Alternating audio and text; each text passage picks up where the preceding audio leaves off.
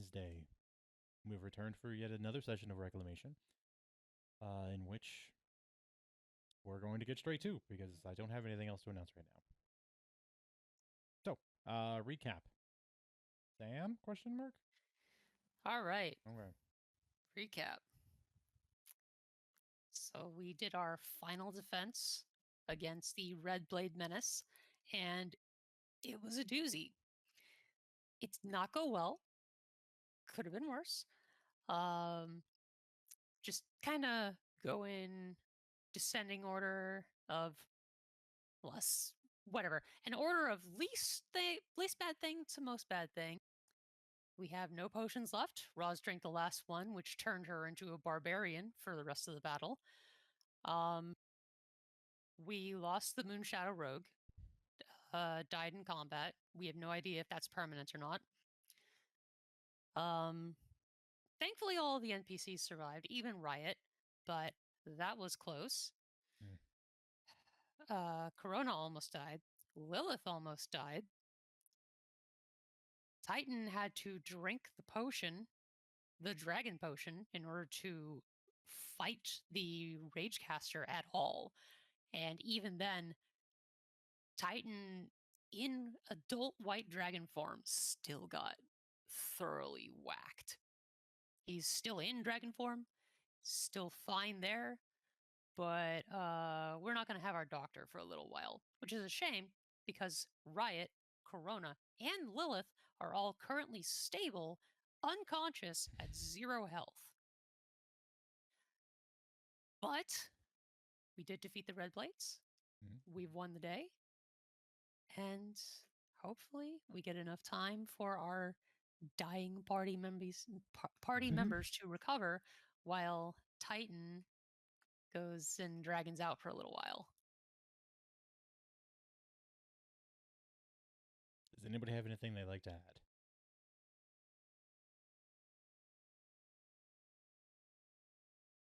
Move ouch my bones.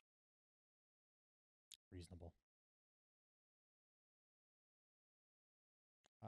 Okay. Well, if there's nothing else to add, we will pick up right where we left off. Since there's some decisions to make. The battle just officially came to a close.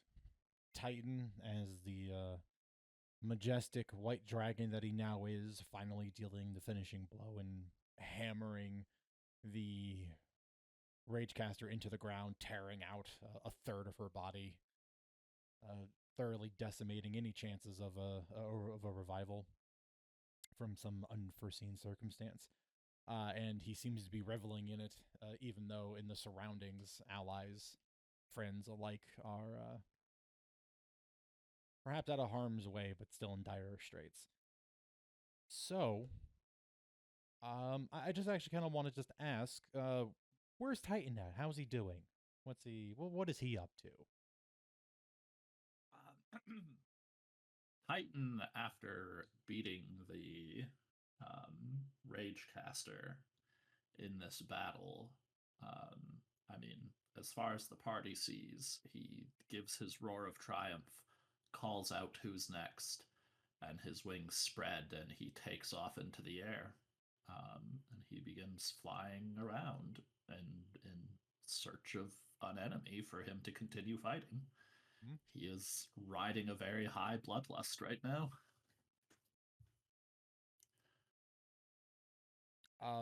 So in Titan's bloodlust right now, he's gonna fly around. I don't suspect there's any chance of allies being a target, but if he finds any kind of other game or anything living outside the village that is, I don't know, what's his criteria for him hunting and killing right now? Really anything that looks even remotely capable of fighting him. It's all he can do to not go and attack Roz right now. Fair. And some of his allies, like he is really barely hanging on to the reins of this bloodlust. Anything that looks like it could fight, he will go and try and fight. All right, so he basically veers off in a direction looking for something to fight. All right. Do you have a direction, or you just want to like roll and determine a random one? I think he's doing increasing like eccentric circles or concentric circles around the village, just getting wider and wider out. Okay. All right. Um, Speaking of rolling, I need to turn my light on so I can actually see my dice. That helps.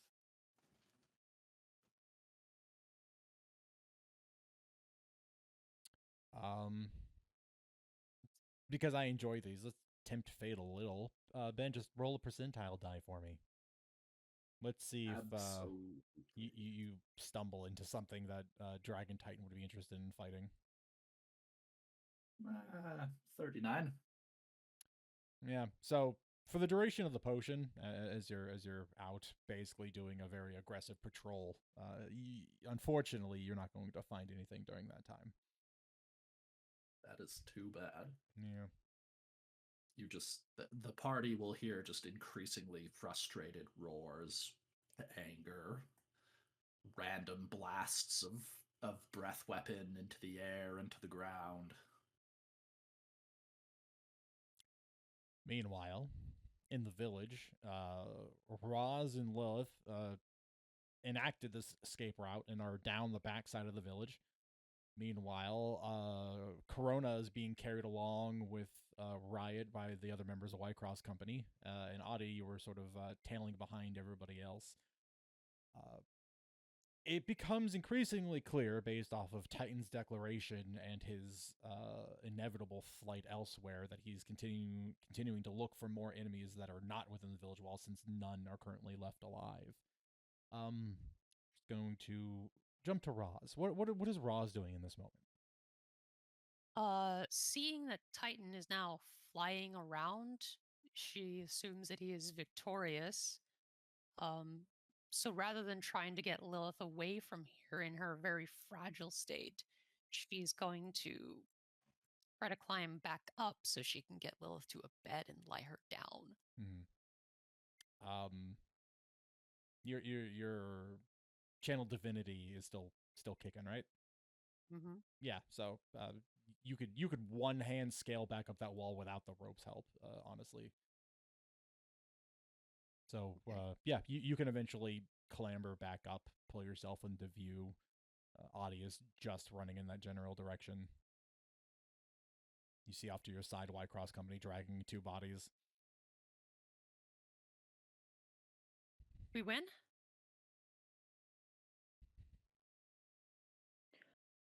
Yeah, it certainly looks like it. I mean, Titan's anything to Talon. I guess, did the sky clear up pretty immediately? It is clearing up. It is clearing up Okay. at such a rate that it is obvious that the Ragecaster had influence over the weather. Okay. And by the fact the clouds are kind of becoming more pink and white and blood red, I think we might be in a clear. Yeah. You also get a "no one's dead" at least from White Cross as they're settling down and doing proper triage. All right. And Titan's flying around, is he? Yeah. Yes, Titan's dragon right now. All right. Which one of you is the medic? You'll see the floor and turn around and sort of raise a hand. Yeah, that's me, Zephyr. Great. You're going to have a busy day ahead of you. Oh, I already know. It's part of the job. Why don't we get everyone in the tavern and put them on beds so they're not on the ground? Yeah, is Lilith dying or is she stable for now? Stable enough to be moved. Okay, yeah, let's get everybody to the tavern then. A concerted effort is made to get all the unconscious people to the tavern. If anybody looks like they need help, Audie will lend a hand. I'm guessing Roz has Lilith slung on her back, but Oh, yeah. Roz is not going to leave Lilith's side. And Roz, again, right now is like giga strong, so she could probably realistically carry all of the bodies by herself. Yeah, if she weren't little. Yeah, exactly. You just rope them to yourself. That's all. It'll work out. Okay. So you get everybody back to the tavern. You pick some of the rooms that are a little less grimy than others, since bandits don't necessarily live perfectly clean lives. And get people into beds, and Zephyr will begin the work of tending to everybody. Roz, feel free to deposit Lilith into one of the bedrooms, or rather, tell me, and I will just throw her in Big there. bed. Big bed, good choice.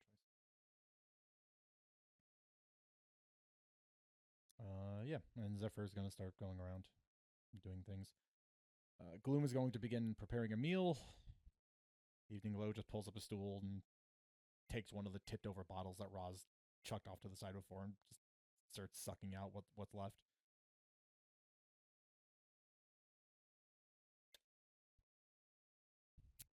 But while all this is happening, Lilith, Oh no. you were in the middle of a very deadly fight with your comrades. And like most times before, it looked like it was going fine for a while until it suddenly didn't. And bandits with jagged axes befell you and subsequently then felled you. And in that moment when your consciousness sort of slipped, it was just black. You've been knocked unconscious before. You've tranced and you're used to that sort of familiar sense of that in-between state of awareness. And that's when it's strange is even though you know you were just knocked out, someone with intent to kill you, end your life in a moment, you found yourself in that sort of liminal space. And then there was echoing voices, quite distant.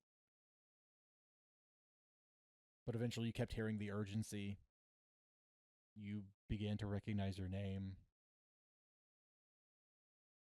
And then eventually, almost like being startled awake from sleep, you find yourself in a space. It's simple. It's kind of a flat gray plane, but you're sitting on solid ground. You can feel your physical self. You can move. And there are two people standing over you. One, a pale-skinned woman dressed in fine blue silks, wearing a white and gold-trimmed cloak, wearing a similarly accentuated hat with a kind of strawberry blonde, wavy blonde kind of hair. She's standing there over you with her hands kind of on her hips, observing you, judging you. You're not really sure. The other one is an elf, an Itasi, dark skin, similarly dark hair, chocolate brown eyes, a set of round spectacles on their nose. Very simple, reasonable clothes. Kind of a rugged pair of boots that have seen a bunch of walking. Simple cotton, dark colored shirt with like a leafy green set of pants, and a rain cloak similarly draped around their shoulders. And he's sort of knelt in front of you, kind of observing. And then suddenly the voices all come kind of ringing in at once, and that's when your vision sort of blurs for a moment and then clarifies. Is when you do, you finally feel like you're in the space, like you're just in a room with people. So you've really gone and done it, huh? We're all about to die, aren't we?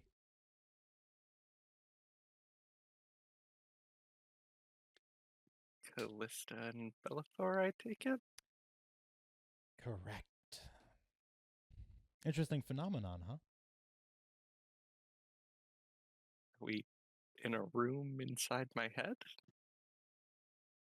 Or in the artifact? You see Callista shrug. Somewhere in between, but obviously being instigated by the artifact.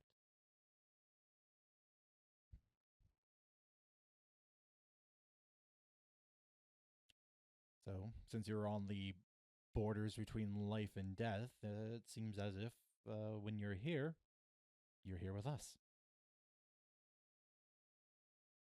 Begs the question as to what happens if you die. I kind of assumed I'd probably get either sucked into the artifact or something Hmm. if I was wearing it. I don't feel dead. I'm sure if you thought about it hard enough, you could start feeling like what your physical form is. Do you remember where that axe blow caught you last?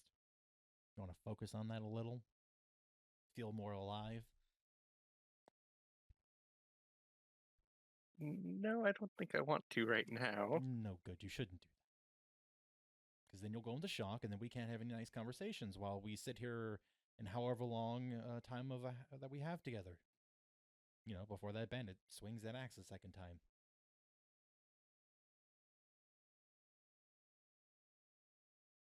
I'm sure that the others will be able to handle it.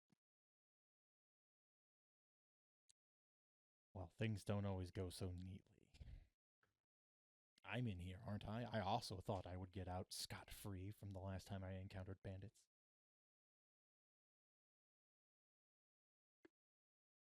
But of course, I'm also, cheering for Team Lilith to survive. Because who knows what happens to us if you die.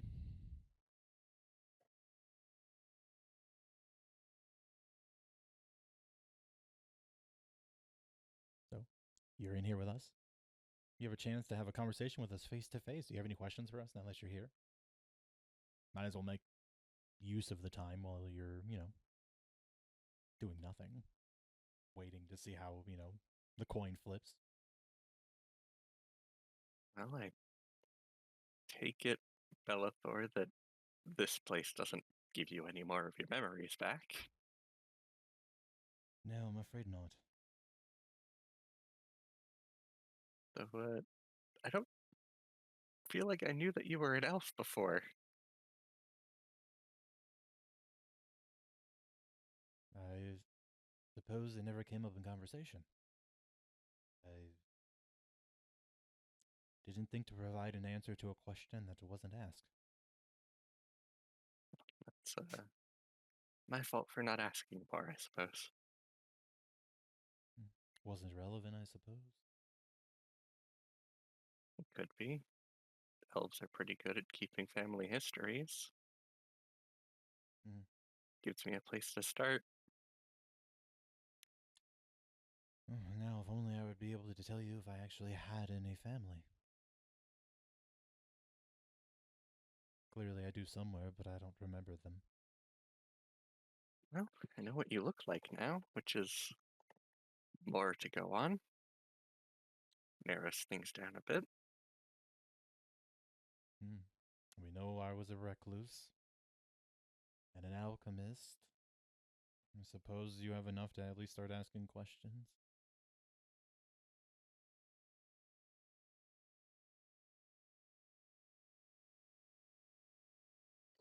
Not really sure what to talk about.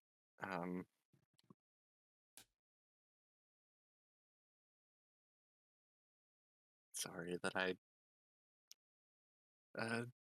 got myself into a dangerous situation. Well, to be honest with you, you're usually quite good at staying away from them, but I don't know, one decision led to another, and there they were. Can't fault you for not making the perfect choice every time.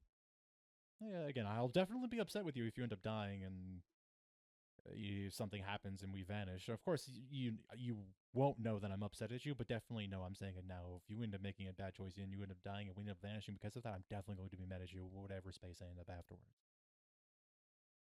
I think I know enough about you that you wouldn't let me hear the end of it. Yes. If anything, maybe with any luck, I can make myself like a vengeful spirit, and then I can haunt your ghost. But can ghosts haunt other ghosts? Is that a thing? I feel like I don't know.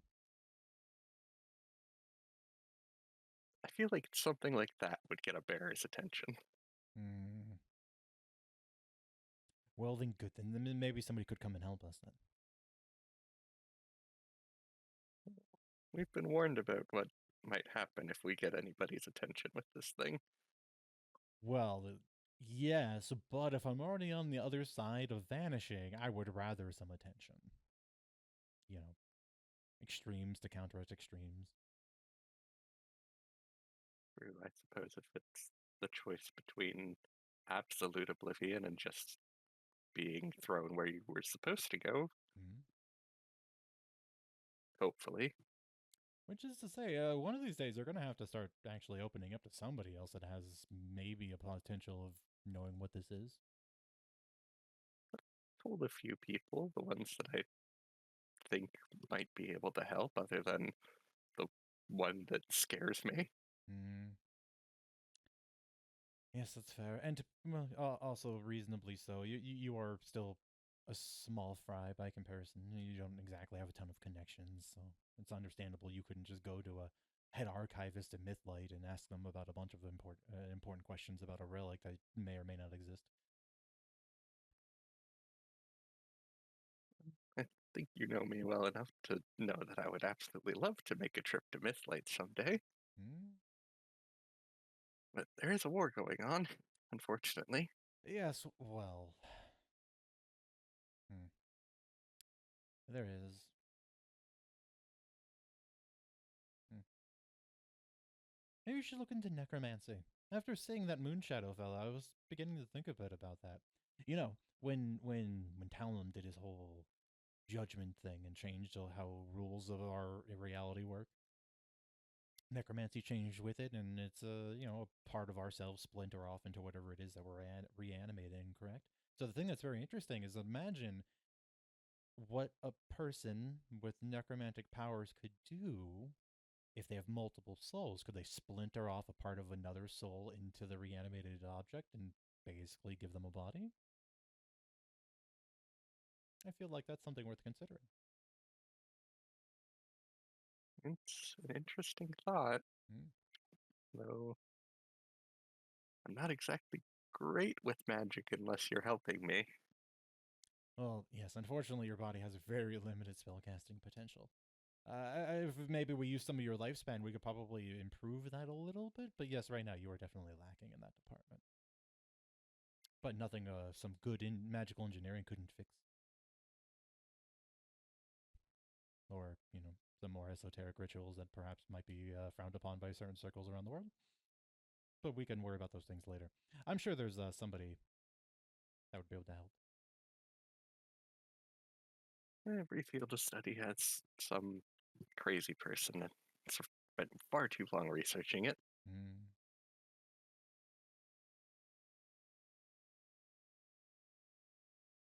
Hey, we're still talking, so you're not dead yet. That's something. Yeah, I'm not sure. I can hear voices faintly, sort of. And what are they saying? It's hard to make out. It kind of just sounds like something's roaring now. Screaming, yeah. That still doesn't really tell us a whole lot. That could be your friend screaming or the bandit screaming. Who knows? Hmm. But time does seem to be passing to a certain extent, which means they didn't finish me off, presumably, unless this is death, and we're just all hanging out in the artifact until somebody picks it up. That is a distinct possibility, which is honestly on my list of possibilities is one of the higher ones I'd prefer to happen. If you do have to die, of course, I prefer that would not be the case. But in case it did, if you just get stored in here, that's I think a win for us all. As far as worst possibilities, it's on the better end. Mm-hmm. Mm-hmm. I'm sure one of my companions would probably take care of the artifact. They know about it. Mm. But then I'm sure they'll have a bit of an existential crisis as to deciding who was going to try to interact with the forbidden artifact that their friend was carrying and then died with. It would be Roz. I think we all know it would be Roz. Yes, I know it would be Roz, and that would perhaps be a problem at some point. Not so much the artifact directly being related to something that she would pick up and then use just for the sake of trying to save her girlfriend, but because I feel like she's going to keep doing that anyway with everything that you guys get involved with. So you might want to have a talk to her about that. I've been wanting to say something. It's just never felt very appropriate given all the time you guys spend together. Well, the walls don't, let sound past her, so you're not really focusing on life or death things anymore. Lilith is just gonna bury her face in her hands. Yes. Does it make it weirder that you now know our faces and you now know that we're just like watching, just standing here? Yes, it part of it's a little bit more awkward now that I know what you look like. Yes, Hmm. when you were just faceless, Voices? amorphous energy Yeah. in my head, Mm-hmm. it wasn't quite as bad. Yes. Yeah, just now imagine that there's just a big window that we kind of stare out from. I've been trying to work on like getting furniture in here. I feel like it would make things a little bit more livable. I haven't been able to manipulate the space at all. So even when I'm conscious, you two are basically just like in a place like this. You can see each other just fine. Not all the time. If we choose to be here, it takes a bit of effort. We basically have It's a low energy mode where we just sort of dissipate and are sort of floating around in your psyche. Usually when we're being quiet, and then other times when we're a bit more active, we can manifest ourselves here if we wish to interact with one another. I think it's part of what's keeping us sane, given that we're dead. It's like the common area inside my head. Kind of. Again, we don't know where it is, but it definitely related to you in some way, shape, or form. Granted, I suspect the mausoleum we see occasionally is definitely not in your head. What? Yes, there's a structure we see on occasion. It appears sometimes, and other times it doesn't. We don't know when or why. I think I'm definitely going to ask for you to describe it to me so I can draw it sometime. Oh, yeah, yes, not a problem. Very interesting. Lots of details, lots of carvings on the exterior. Things are relevant. Um, from my cursory knowledge of a couple of religions and now defunct gods, it definitely has something to do with death.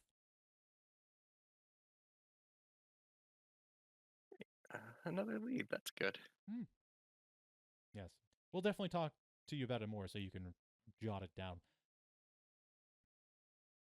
That way you can show it to people and run them around a little without going, I have this a very weird artifact that collects souls. You could just be like, oh, I'm just interested in this thing that someone once mentioned.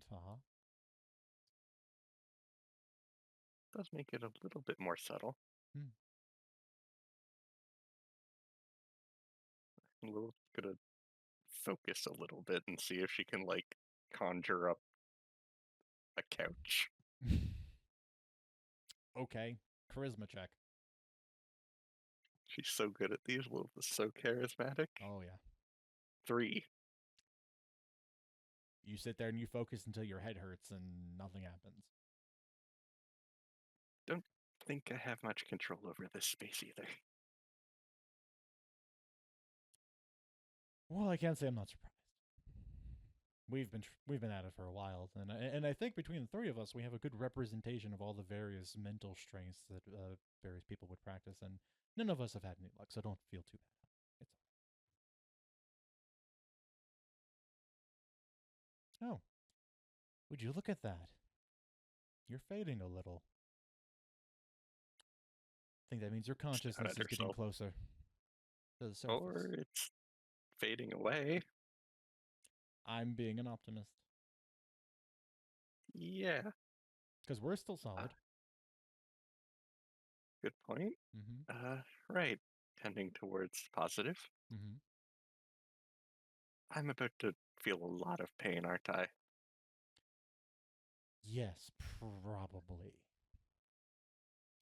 But try not to focus on it. I'm sure your adorable Roswin will be standing over you, looking very concerned. Just focus on her face.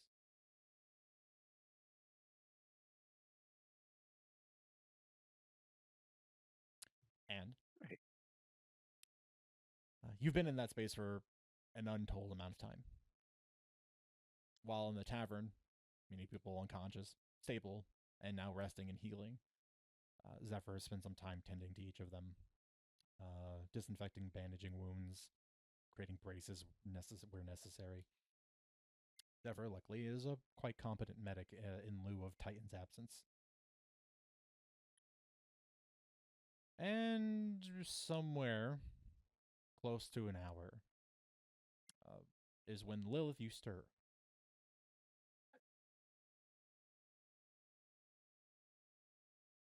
And in the room, in the tavern, there's Roswell. Roz has taken off her armor. She has a brand new scar from being shot across the face with an arrow. And she looks deathly worried and hasn't noticed that Lilith is awake yet. Lilith, you were correct. You're in a considerable amount of pain. She goes to say something when she sees Roz, and then the pain suddenly sets in. She just groans. And Roz is up. She's grabbing Lilith's hand. She's looking her in the eye. Hey, you all right? You're okay. You're still here. You're still with me. Yep, all of those things added a lot of pain. It's okay. It's okay. Just Titan will be back eventually, and he'll be able to help you with the pain, okay?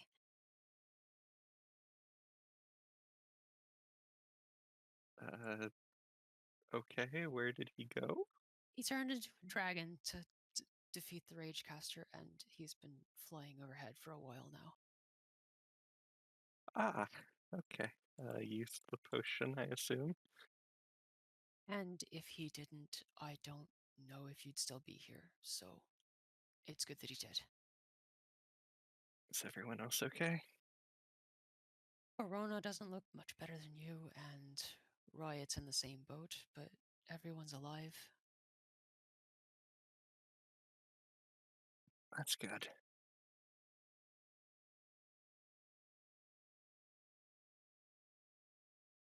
What about you? You okay? Well, other than the all-consuming rage after drinking that potion, I'm fine.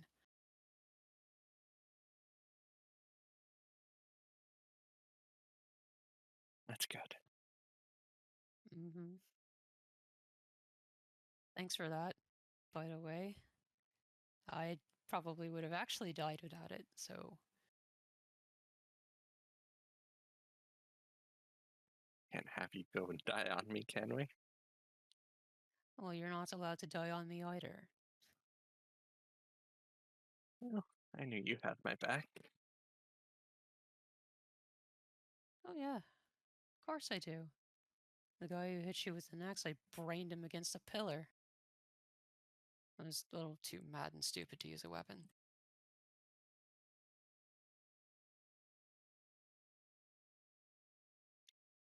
Oh, as long as everyone's okay.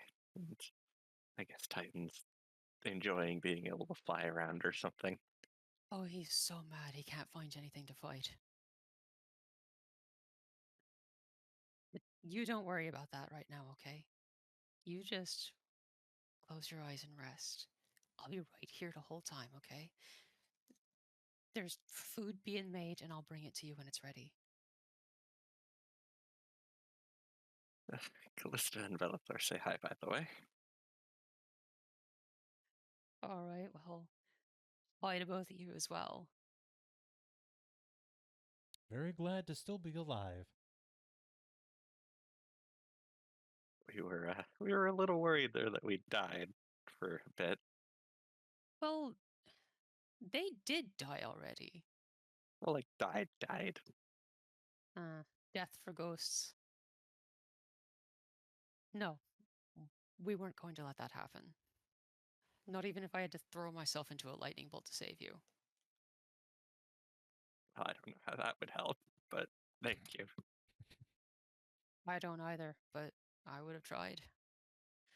Regardless, stop trying to be awake.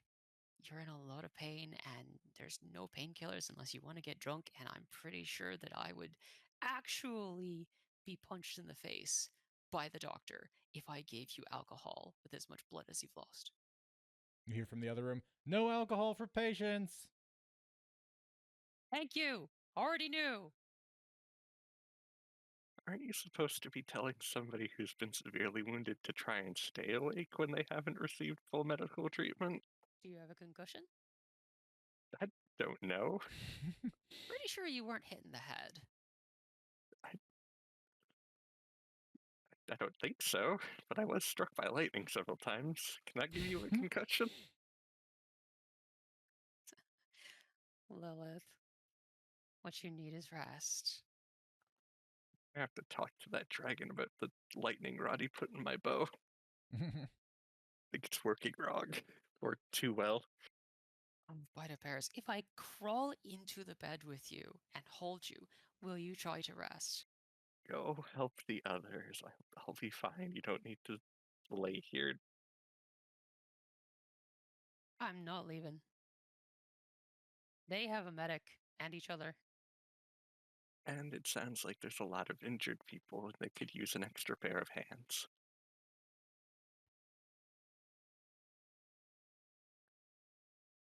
All right, but if you take a turn for the worse, I'm taking that relic and I'm going to keep your soul. And I'm going to say I told you so every day. You understand? That little goes to laugh knowingly because, yeah, and then it just turns into a wince.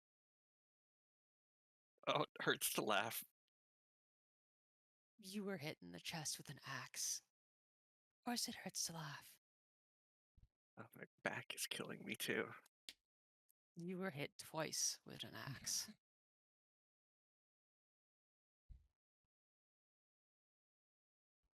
I'll be okay. I don't feel like I'm fading away or anything. Hero genes or some crazy thing like that. I can literally see Private Zephyr in the other room. All right, fine. I'll see if anyone else needs help. But I'm coming back here afterward, and I'm gonna stay with you. Yes, I know.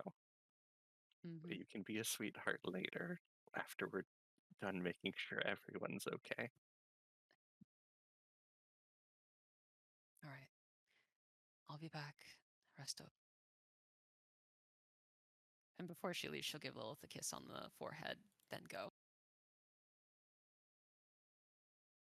As you're on the way out, Lilith, in your head, you just hear, I told you so. Yeah, but it hurts to laugh.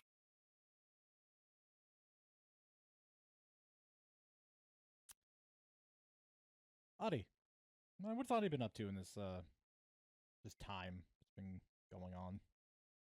Yeah, so while there's been all this conversation, she would have tried to help Gloom in the kitchen for a little bit. Um, is Gloom the sort of person that would accept help? Yep. Or are they kind of like, it's my kitchen, you're kind of in the way? Nope, they take help. You find Okay. White Cross is pretty communal in terms of fair share of work. Yeah. She'd go and set a fire and then go back and help Gloom in the kitchen, get food ready. Oh, yes, I see you taking advantage of me setting light sources. Good thinking. Yeah. I was also thinking that I think it's like 2 degrees here, and that's pretty cold. It is pretty cold, yeah. So I figured a fire would be nice. Warm the tavern. Because I don't think we're really worried about being snuck up on and more bandits and what have you. So showing that people are in the tavern is probably not the worst thing right now. Well, yeah, that's fair. Yeah, the general report of things that you got originally was that you were not expecting more, and the fact that if you were expecting more, at the very minimum, right now, you think they would not reach the village, because True. there's a rampaging There's a dragon dragon. outside. Yeah. It's very true. Yeah, so that would be Audie. She might be a little more subdued, you know. We just survived 5 waves, 6 waves, a lot. So yeah, she's probably a little subdued, but she's trying to keep a healthy chatter going and keep spirits up of the two that are around her with private evening glow and gloom. Mm-hmm. Okay, yeah. Mm-hmm. In which case, quite importantly, as the time passes and people are coming to, Corona, you find yourself waking up in a bed unfamiliar to you. You hurt. You discover that you've been bandaged. At the very least, you don't think you're dead. I think she might actually maybe not the best choice of words, but kind of just like very like explosively kind of come to consciousness, like she Mhm. just like one of those dreams where you feel like you're falling for a split second, Yep. kind of. Yep. So she like her whole body just like like tenses up, and then she realizes. I don't know if anyone's with her in the moment when she wakes up, but probably be surprising. Oh, I mean, I think that's up to you. Corona's got a bit of a hardier constitution than Lilith. I suspect you'd probably come to a little sooner. But that's you can just decide that. I'll leave it up to I'll leave it up to the people that are, alive and wandering around and stuff actually. Hmm. Cuz I have a reason for her kind of being out cold for a little while. Fair enough. I could justify it. Oh, that's just me. Pretty much. I guess so cuz yeah. Sure. Titan's flying around and Melody's helping in the kitchen right now. Let's just So. startle Roz then. All right. So yeah, you just see Corona just kind of like tense up and just kind of like gasp for air, open her eyes in a well, I guess not so bloody mess anymore because she got cleaned up, but she was like, huh. I think Roz has just been here, like, fixing Corona's blanket to make sure she doesn't get cold. And suddenly Corona's jolted awake, and Roz goes, "Oh, oh, you're awake. Hey,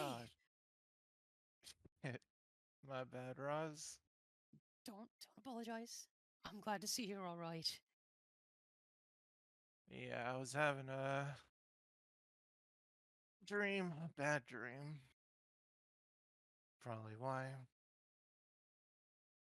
Sorry to hear. Anything you want to talk about?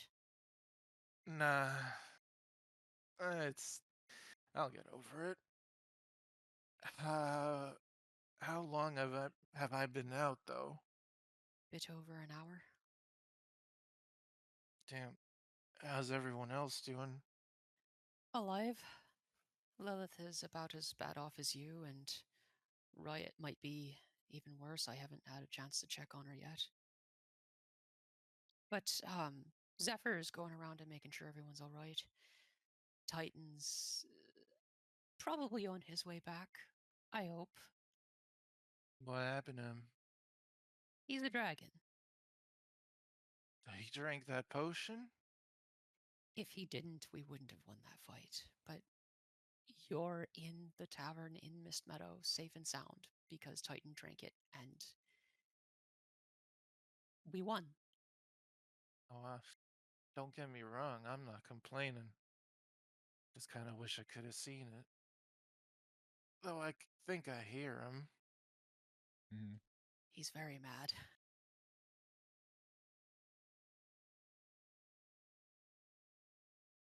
Oh, shit. Glad we won at least. And she'll kind of just like, stretch out her upper body, kind of find a more comfortable like way to rest her head on the pillow. Yeah. Any other news I should know about? I suppose the only news worth mentioning at this point is that dinner's being made and it'll be ready soon. Bring you some when it's up. All right. That'd be pretty nice. And Shit, well, I'm just glad we all lived. Whitest skin of our teeth, but we're all alive. Well, I'm not sure if I'm keeping you from anything or anyone, but sorry to have startled you. You don't have to hang around. I think I'll just take a bit of a rest until dinner's ready, if you don't mind. Okay. If you need any extra blankets or anything, just let somebody know. There's Uh, plenty of unused beds. any more and I wouldn't be able to sleep. Okay. Rest up and good job. Yeah, good job yourself. I got mad and did a bunch of stupid stuff in that last fight. Nah, we worked together. We did what we needed to. You said it yourself, we won. Who We did. cares how we did it?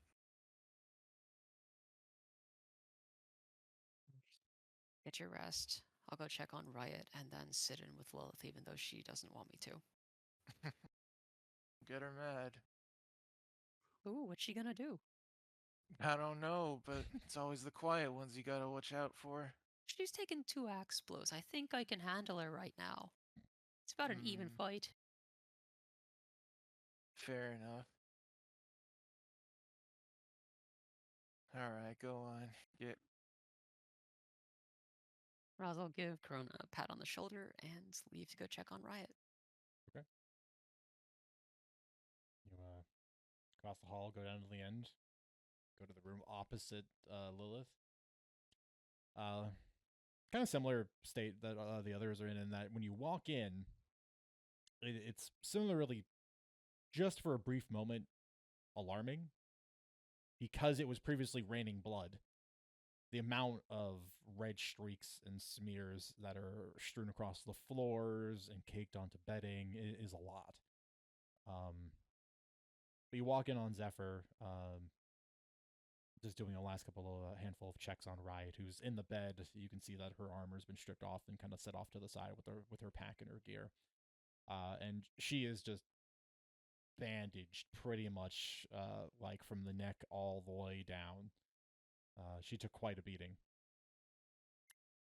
Zephyr will just sort of peer over her shoulder. Everybody else doing all right? Do you need me?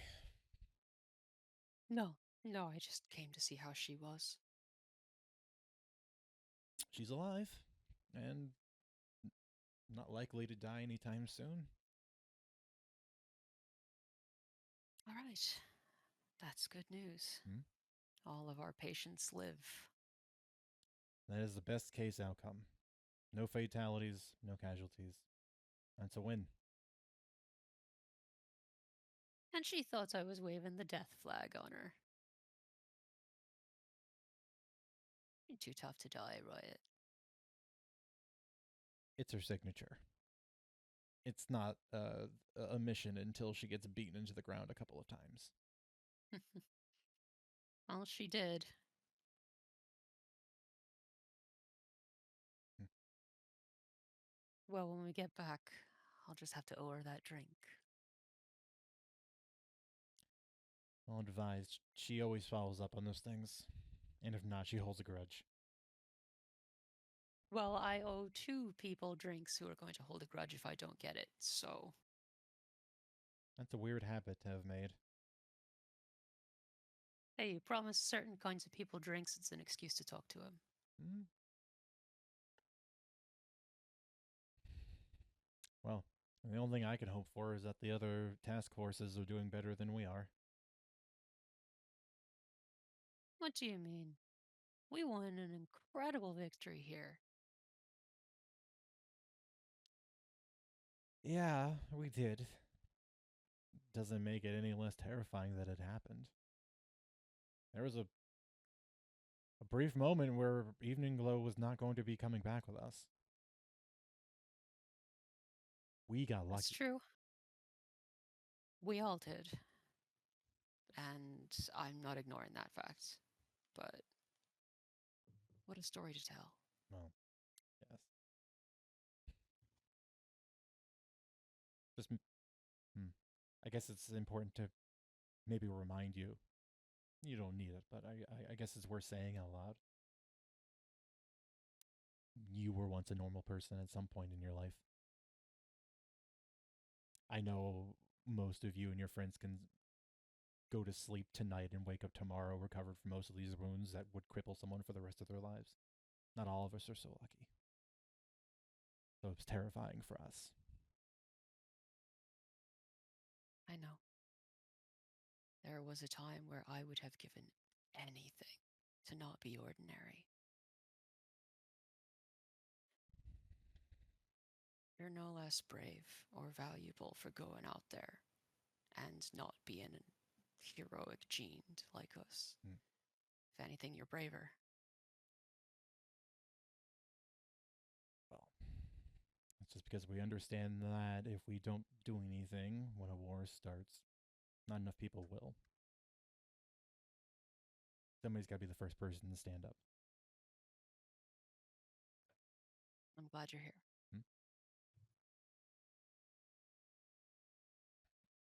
Well, I'll let you get back to work and go back to buttering my girlfriend. Yeah, just give me a holler if anything changes. Will do. Thank you for everything you're doing. Mm-hmm. And Roz will leave to go back to Lilith. Mm-hmm. Meanwhile, elsewhere outside the village, Titan, we have to address the fact that your potion's going to come to an end after an hour.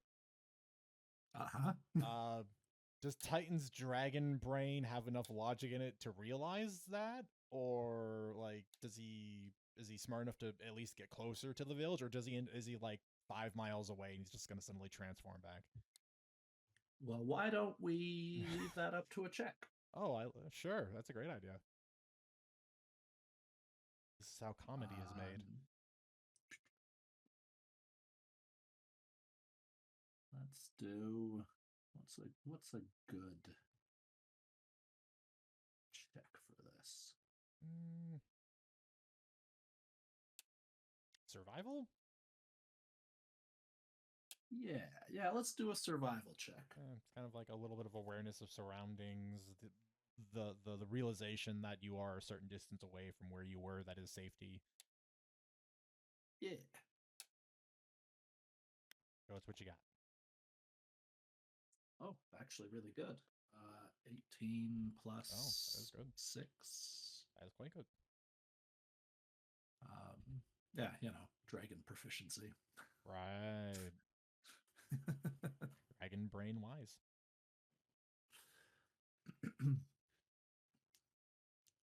Well. Yeah, I guess Titan is able to clear his head enough towards the end to realize that this is coming to an end.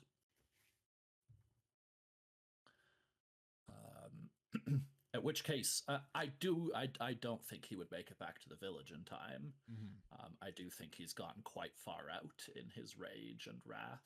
Yep. But I don't know, maybe a kilometer, half a kilometer out. Me revealing I'm clearly not American. I was about to say, mile. That's about almost a mile. Yeah, I'm about to be fair, I switch between, but I've been mostly converted.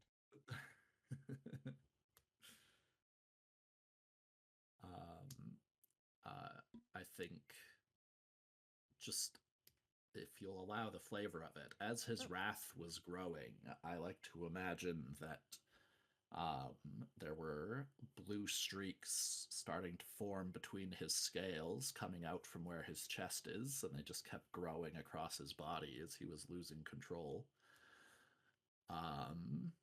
Just like a soft blue underglow in his white scale dragon. And like little ice crystals forming in the air around him, but eventually he's able to shake it off and regain consciousness. And as he's flying back, he'd be flying as fast as he could, low to the ground, probably along the road. And the dragon form would just dissipate. Titan is still not in. even having gotten a hold of himself enough, he's not thinking enough to be like, oh, I should be walking for the last little bit of this. Like, he's just trying to get back to his friends as fast as possible. Yeah. I think what shook him out of that wrath is the realization that the people he loves, the people he's trying to protect, are far away and probably need him still. So he's flying along, and just the dragon form dissipates, and Titan skids along the road, and it crumples and craters into it. And I did roll. He's east of the village. Okay. When this happens, and he just kind of gets up. His hands are shaking. He breathes out a big breath of cold air. He just kind of looks around at his surroundings. Oh man, I was. All my calculations, everything I thought. It's so much more. He just kind of tries to calm himself, tries to get a grip on himself again, let his hands stop shaking. I still gotta get back. Still gotta get back. Starts walking down the road. But as he walks, he's taking notes in his journal, as to while it's still fresh in his mind.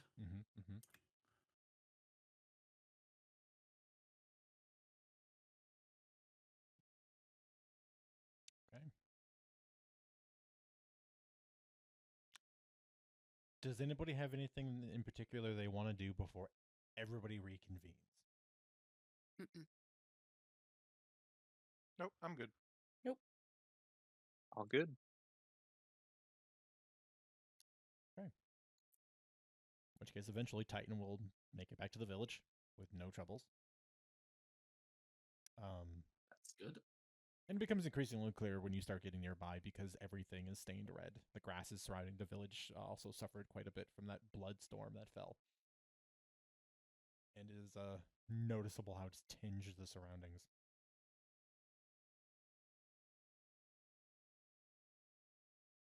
Yeah, I mean, everything would be pretty much soaked in blood. Oh, yeah. The ground would be, starting to soak it up, but it would still be pretty red and pretty gory. Pretty gory scene still. I guess he doesn't see anyone immediately upon his arrival. And the last he was aware of everybody, they were heading down the cliff. Yeah. So I think that's where Titan's heading first. He'd be heading You might towards see the smoke market from the village. tavern. That is fair. The chimney is emitting smoke. That's fair. Hold on, let's get Titan's regular stat blocks back. Passive perception of 11. I think that's enough. Probably as he's approaching the village, he would have noticed smoke rising from somewhere.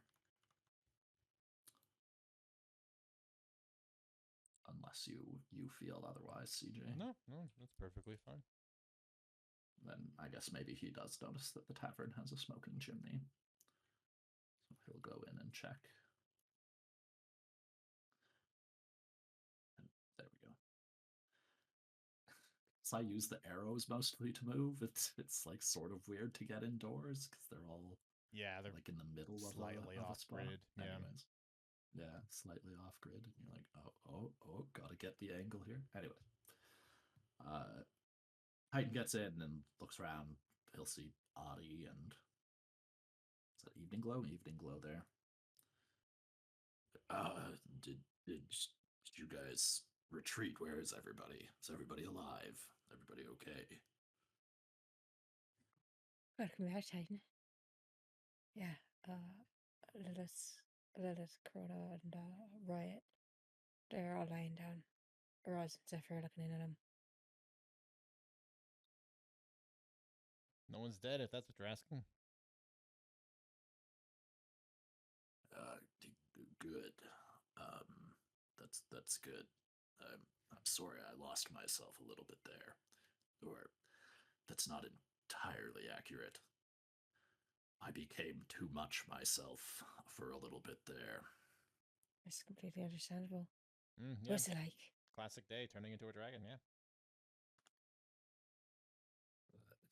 Looks at Audie. And she's like It's wide-eyed and smiling. difficult to describe, kid. You know how there's a limit to our emotions.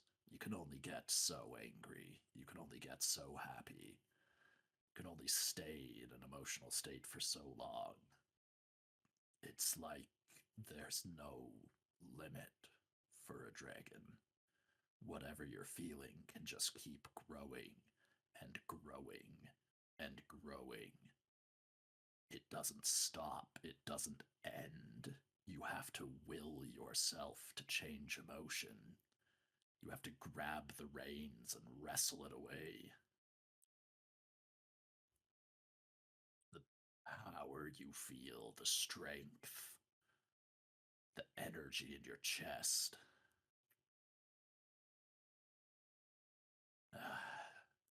I can see why they raged across the world, tearing it asunder.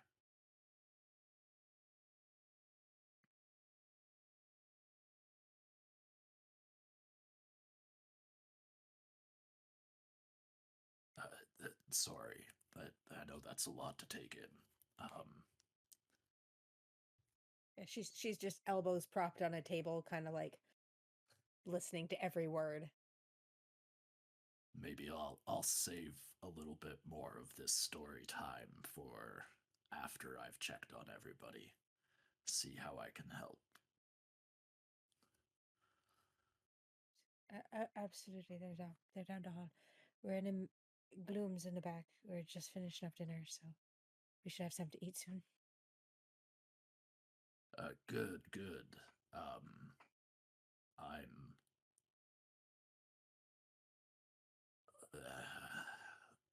full, but I'm glad you've got food ready.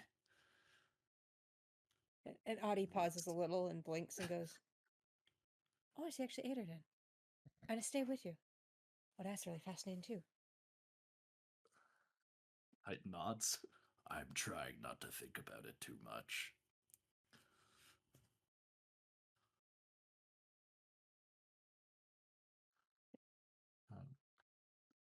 But he'll head towards the rooms.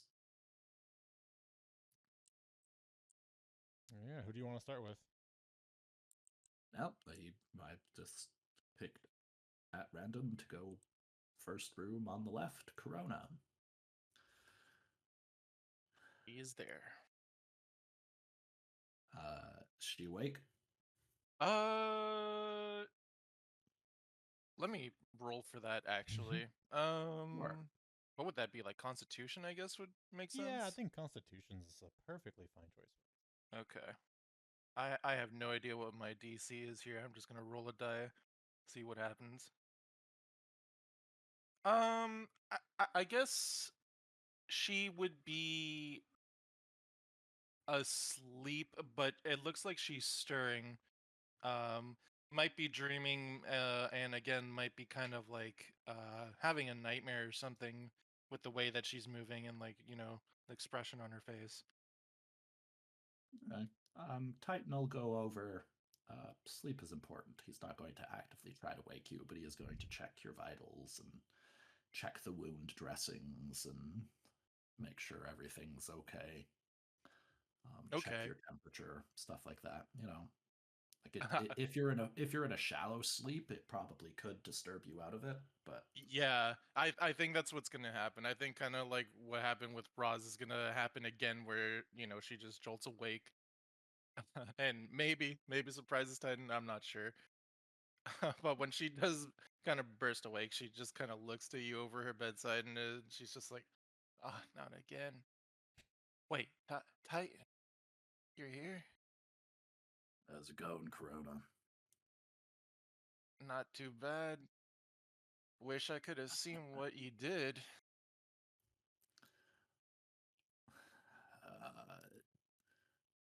Be honest, not anything I'm overly proud of.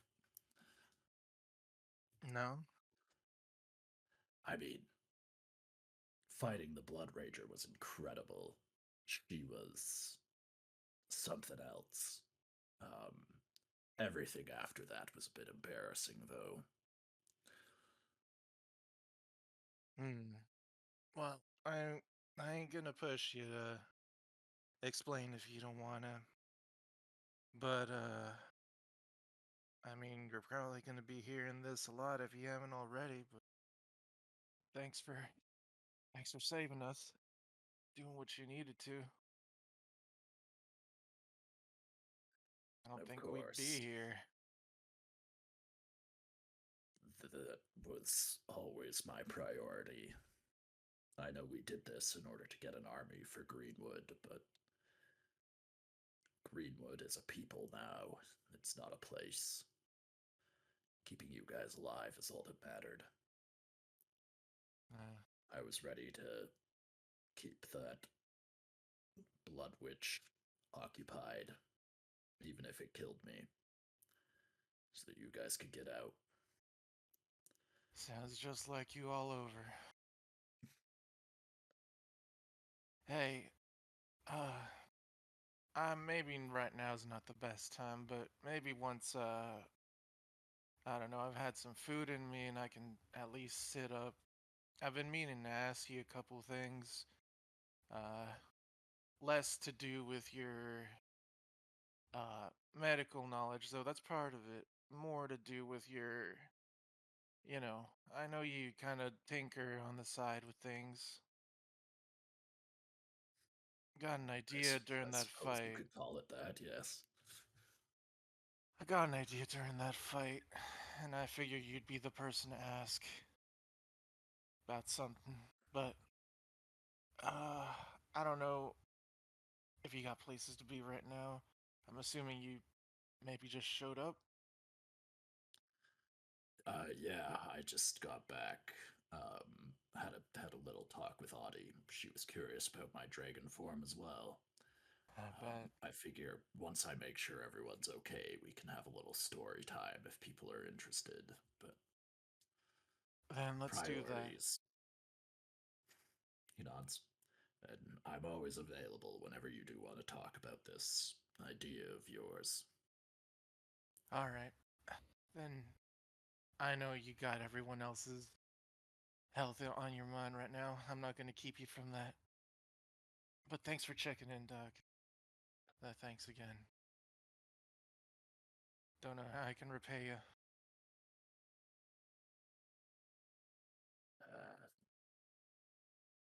just keep living, Corona. Keep doing what you're doing. Keep fighting for Greenwood. That's all I've asked.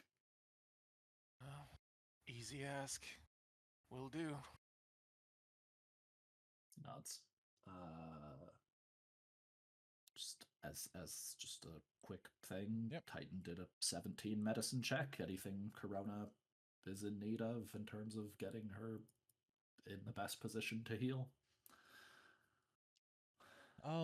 Pretty well taken care of. Yeah, I mean the general like field treatment is good. Zephyr looks like she did a good job. As is the case that you've observed a lot after most of you've had your heroic gene activate is time, proper rest, and everyone's bodies will recover almost as good as new. Yep. Then yeah, Titan just looks over the dressings and nods with satisfaction. Looks like you were well taken care of. You'll be all right. Just get some rest. All right. Sounds good.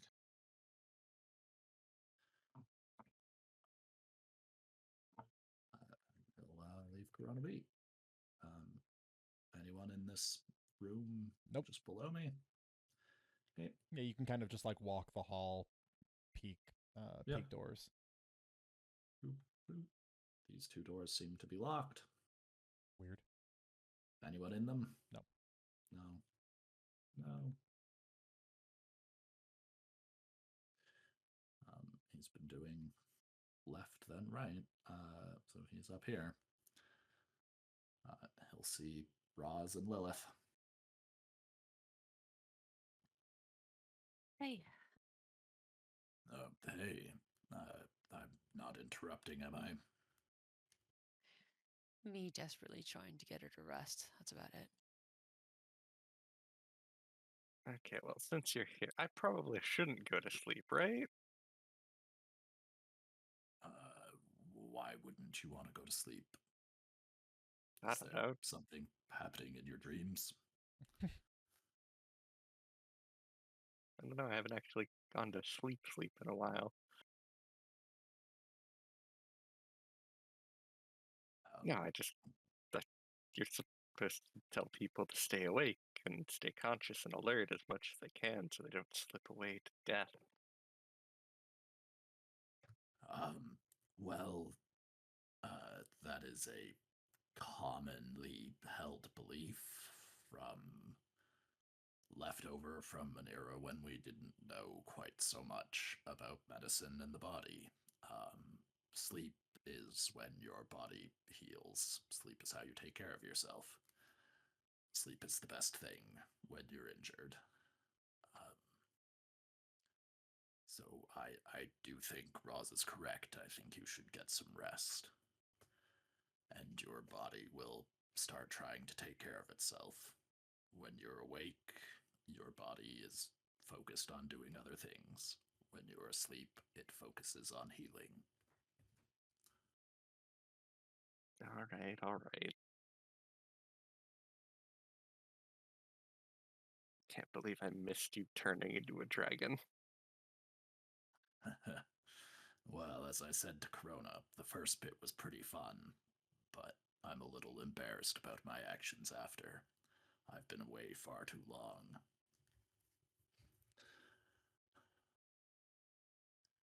Although, admittedly, I'm not sure how well taking care of the injured would work as a dragon.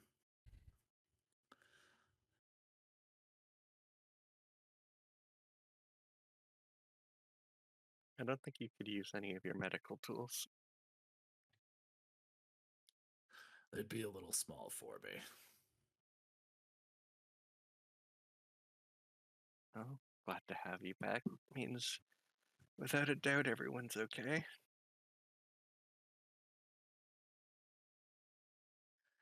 Well, I haven't checked on everybody yet, but so far, nothing permanent.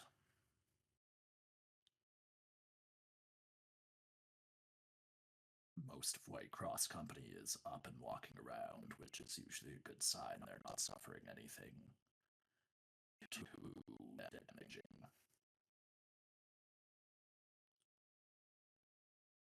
Miss for you. Modified by 20. Mm-hmm.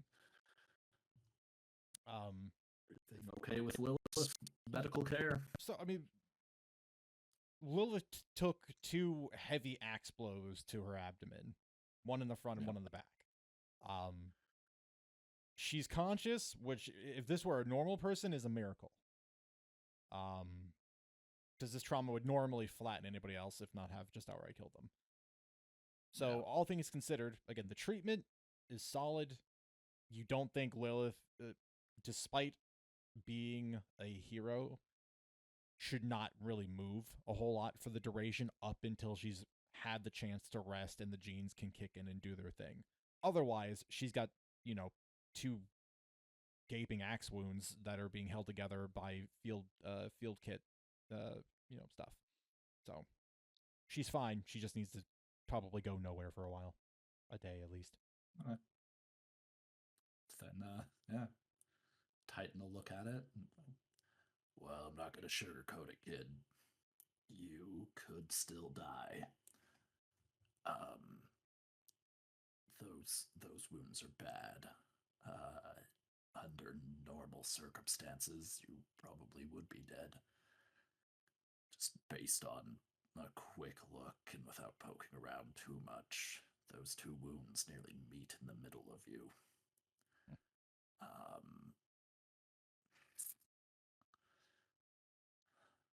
He kind of futzes around, looking at his needle and thread, and he's like, I don't think we need to stitch it up just yet, but if you start moving around too much, you're going to start losing guts.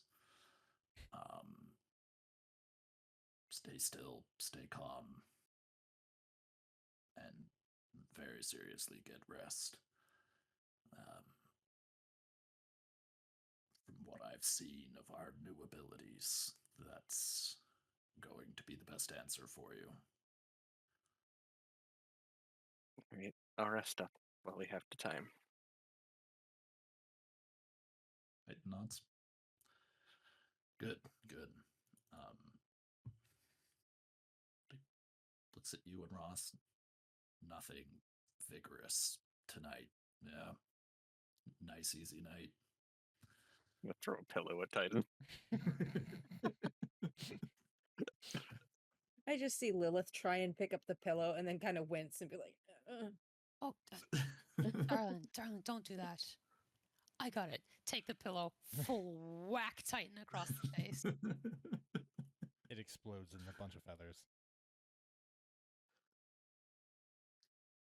I just spits out some feathers, smiles, and leaves. Mm-hmm.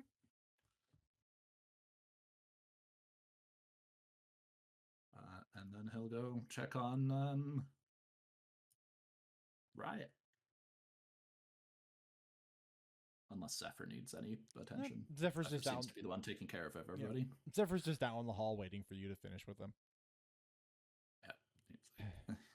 Just smiles and nods at Zephyr. Doctor? Sorry, just, double checking. Second opinion. It's not that I don't trust you. No, you should. Well, you should trust me, but you should also double check. Given where we are, if something does happen and we miss something, better everyone survive this mission than die because of a mistake. Yeah, of course. And then he would just nod. I would expect the same from you if I had done the initial treatments. Well, yeah, it's my job to keep people alive. And honestly, I'm usually the only one. Everyone in Whitecross gets basic medical training, but I am a medic. So, second opinion out here in this place is nice. Which is to say, but I would appreciate a second check over on Riot. She's stable for now, but she's just got a way of sustaining more damage than is humanly necessary. I saw. I don't think I've seen anyone take hits like she does. No, she's stubborn. Very stubborn. Good quality in a warrior, I think. But anyways, thank you for taking care of everybody while I was away. You definitely saved some lives. Well, wars don't always have to be about who dies, just who survives.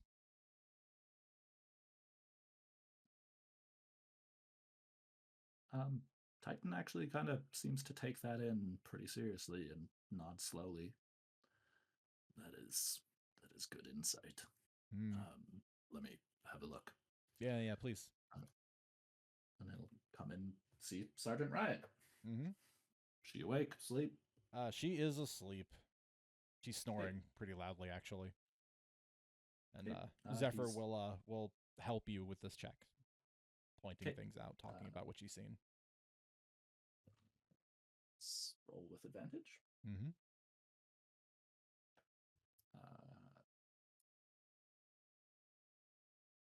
Appropriately with being helped, his best one. 22. Okay. Kind of as was kind of jokingly passed over in the hallway, Riot has had the crap kicked out of her. Multiple wounds all over her body. Luckily, her breastplate did a lot of heavy lifting and protected most of her vitals. In her abdomen. You can identify a few places where she's got a couple of broken bones. There are some cuts that are not ideal, but have been properly tended to. The kind of damage she sustained, as kind of with Lilith, you think would have killed a normal person. Yeah. It has never been said out loud, but you think you have an observation enough for you to clue into the fact that Riot is perhaps not a normal person.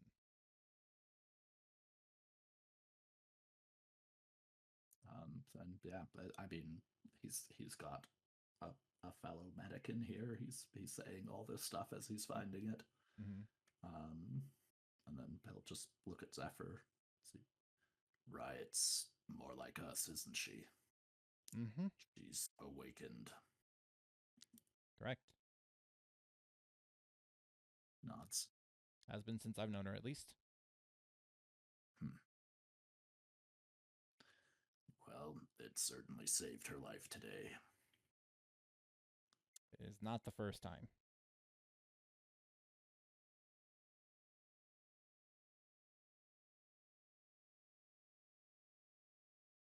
Which is why we can expect her to be up and walking around with all of your friends tomorrow, despite the fact that they probably would have needed several limbs removed. And they should be retiring from soldiering. Yeah. I mean, this is still new territory for me. It's incredible what we can recover from. Mm.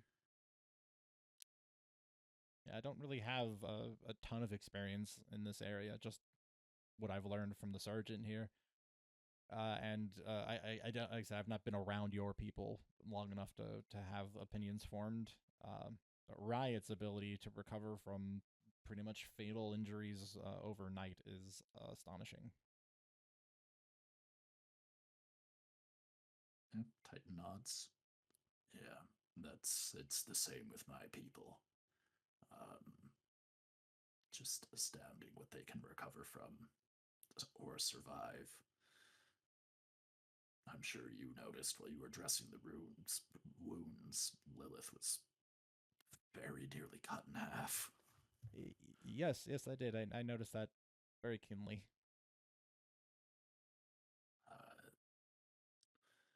Corona's wounds, though no two were quite as severe, add up to a lot of damage. Not to forget the trauma from the lightning strikes, which was a constant concern for most of them, honestly, because it tends to hide its effects and more than blades or weapons do. I mean, the burns on their flesh are one thing, but it tends to burn up organs inside you, too. Mm-hmm. Titan just shakes his head. I'm glad that the most severe injuries are on those who can bear them. The rest of you, although hurt and undoubtedly it will be a long journey of recovery, I didn't notice anything permanent. Yeah, we all pretty much got away unscathed. Evening Glow is definitely going to be down for a little while he recovers. His shooting arm is not going to work the same, so we're going to have to switch him out for somebody for a bit. But everyone else is pretty much unscathed. Swoom and I are fine. Good. And Titan will adjust a few things on Riot to make sure that the bones heal correctly. Although he's not even sure he needs to do that much, but he likes to be cautious. Yeah, better safe than sorry. Yeah.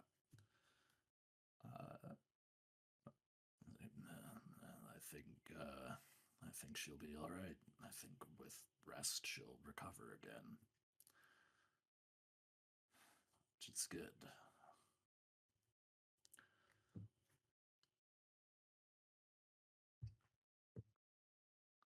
Well, Ani was saying meals are ready. All right. Let's dish up some bowls for those who should stay in bed, and then we can hunker down for a meal. All right, let's take care of it. Titan will head off.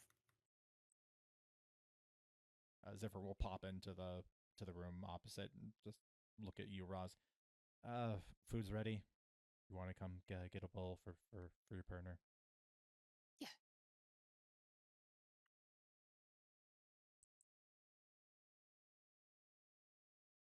and there was Bloom's set out a bunch of bowls and plates, and there's a pot of stew that has been made serviceable, along with several things that it looks like he was able to scavenge that the bandits hadn't left in such a state that they might be questionable.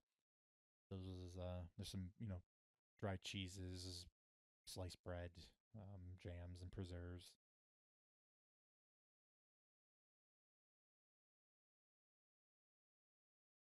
Which, for those of you who get stuck in bed, food will be brought to you.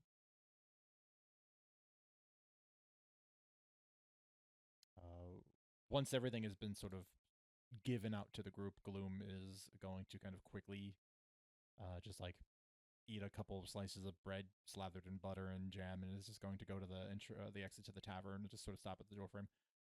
I'm just going to go walk patrol for a while to make sure nothing sneaks up on us. Keep everybody alive in here. She said very nice. Only if you feel like walking still. I would understand if you didn't. I only got it once. Well, come on then.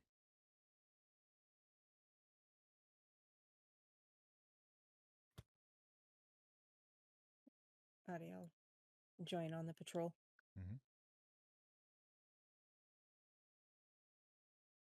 All right. Before we get into any greater detail, we're going to take our break because it is time. And when we come back, who knows? We'll see. Everybody think about stuff. We'll talk about it when we return in 10 minutes. See you then. Welcome back. We've taken our 10 minutes. We have snacks and breaks, and dogs have puzzles, and we can begin again. So, I did want to, before it continued to slip my mind, I probably should have done it last week, so that way you guys, other than just having come from the end of the fight, also gotten a little carrot after I beat you with that stick for a while. You can add a +1 to any ability score you like. Oh, thank you. Yeah. Nice. I said this a while ago. I am going to slowly sort of eke these out. And as indicated, they will always be attached to things that are not necessary, but are an extra thing. So the fact that you guys decided to stay and commit to a side mission, basically, that you didn't have to, this is your reward, especially because of its difficulty. Because you also got a really powerful ally out of it, too. Well, hypothetically. And this way we can kind of slowly work certain stats up, and if you have odd things, you can even them out, or you can plan a little bit further ahead, given that your ASIs are also all free. Very thematically, I think Audie's constitution's going to go up. Nice. Fighting in the cold. And for your life. And being struck by lightning. Lots of relevant things here, yeah. Does that mean my health also goes up? It Went does. from 17 to an 18. Ooh. So, yes, For 4 points. Yep, you get an additional 4 points. Yep. Nice. Audie is now the new tank. All right, it's all yours. Front line for us, Audie. I mean, in a non-ironic sort of way, she's now tied for the highest con score in the party, so. I'll probably be boosting mine as well. It's the only odd score I have. That was also my decision. I was like, I could boost my wisdom. Nah. Nah, the whole party can stay unwise. It's okay. It means I get to pick on that particular thing all campaign long. To be fair, that will probably be my actual ASI. I considered wisdom, but I felt it more thematically appropriate was that Titan learned something. He's a little bit more intelligent this time. Yeah, and then when you do hit He's 8, learned you a bit can about being a dragon. Split it and get everything rounded. Yeah. Yeah, so I wanted to do that. Also worth mentioning, Thanks. as Gloom and Adi are on patrol and eventually come back, time's a little fluid right now. A bunch of belongings from the bandits that have been murdered and absolutely thrashed are gathered. A lot of standard red blade equipment. There are a couple of bows and arrows and great axes. A ton of great axes, like just an absolute armory's worth. You could open up a business and sell great axes for the rest of your life. Amount of great axes. But more notably, the Rage Caller, what's left of her, there was one piece of equipment that was discovered on her. There was technically two, and we'll get into the second one in a moment. But one of them was a hand axe. Of which, if you just go over to your items, you can just go politely view. It's the Hex Axe item. The hacks. Basically. I'm not seeing it. Oh, I do hang not on. see it either. Hang on. Visibility, maybe? I realize this folder might not even be viewable by any of you. It's not. That might be it. Yeah. Probably for the best I don't reveal the whole thing. So let me just If you drag it into the one with hour and minute and Callista's hat, yeah, we There can you go. see that. should be able to see it now at least. A warlock item. Yes. So given the peculiarities of things, technically somebody in the party could wield this as well, which it could be a Roz item. Well. It doesn't necessarily jive with what Roz is currently doing. But given that, technically speaking, you've got Warlock spellcasting, I don't really see a problem with offering it to you. Cool.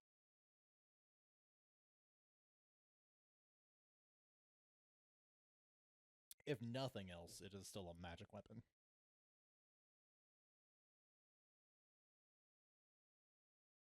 It's a magic one-handed weapon, which I didn't have. Mm-hmm. And I think through just a series of observations, because Titan's a little smarter than he was before, he would come to the conclusion that in his dragon form, when he ate the Rage Caster, her armor was also magical. And I think just somewhere, probably politely outside, Titan, you end up hacking out a suit of leather armor. Okay. Yeah. Yeah. Because perhaps if it spent enough time in the belly of a proper, like, fully grown real dragon, it might eventually break down. But the magic persisted. But So Titan is not that. yeah. Yeah. There. And also that should have the owlbear leather armor should have likewise appeared in your folder.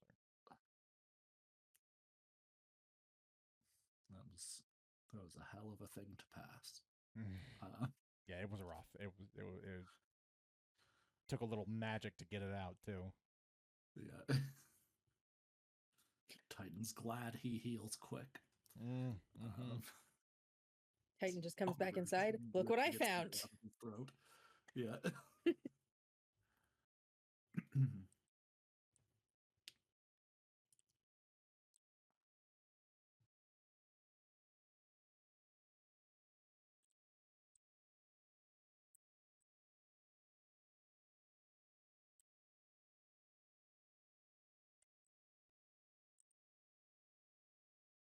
That's kind of a nice set of armor for anyone who needs it. And as always, nobody can use it, and you could sell it and or break it down. There are choices. Yep.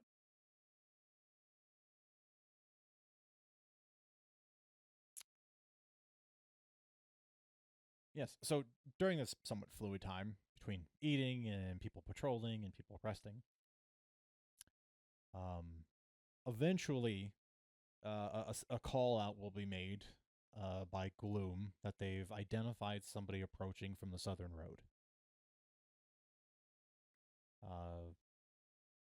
So Evening Glow, walks out, crossbow slung over one shoulder, but ready. And those of you that are capable go just in that brief moment before proper identification can be made. You're just sort of waiting and observing.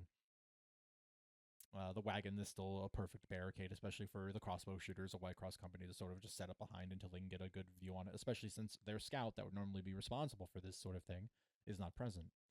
So it takes a moment. Up until finally when they sort of crest that the hill and they're down into the valley, in the contrast to the red stained grasses that are kind of swaying in the breeze carrying through the valley, the contrast of the sky blue colored magic emanating off of this figure uh, reminds you very much so of a moon shadow entity approaching.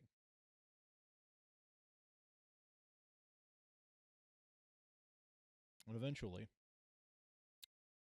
it becomes very clear visually that this is a moon shadow creature, an undead of some sort. And then it arrives and it very awkwardly doesn't clamber over the wagon, it crawls underneath it on all fours, gets stuck, fights to pull itself out, ends up losing its foot, but then eventually will crawl its way through, being greeted by whoever decided to come out of the tavern.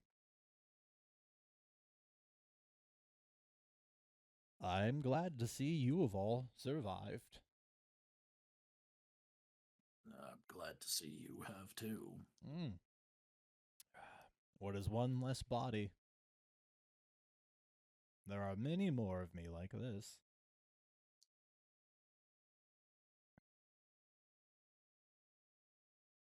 I figured I would come back and establish our formal relationship.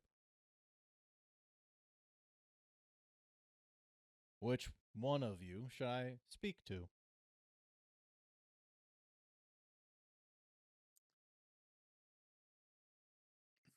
Well, I guess with our ranking officer down, I'm happy to speak on behalf of anyone else. Yeah. Whitecross just gives you a nod, just like, go ahead. They're all fine with that.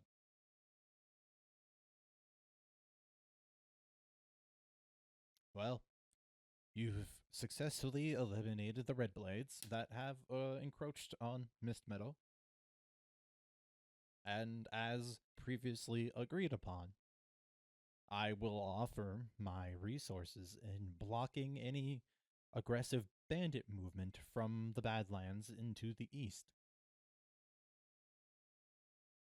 I can likewise send a few of my familiars to aid in any missions you may or may not have their need for.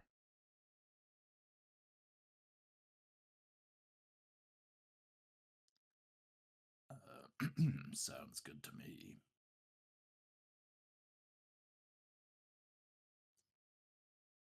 If we can suppress the bandits here, or you can suppress the bandits here, I think that gives us one less front to have to be fighting on.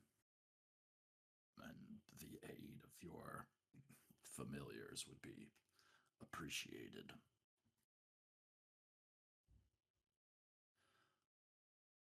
I can halt the other major clans for a time. They will eventually, if especially they band together, destroy many of my familiars. But for the time being, it is difficult to win in a war of attrition against me. So as long as what you need does not take too long, hopefully, ideally, a decade or less, there shouldn't be any problems.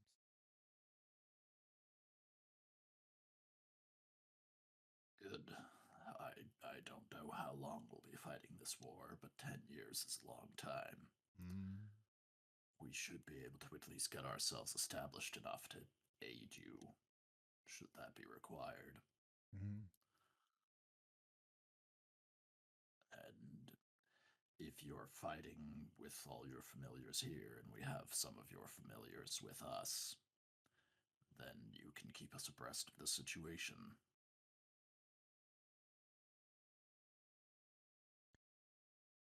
Yes, that isn't much of a problem.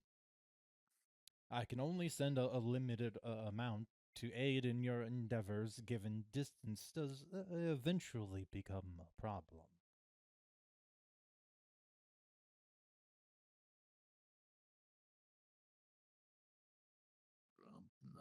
Sounds good to me.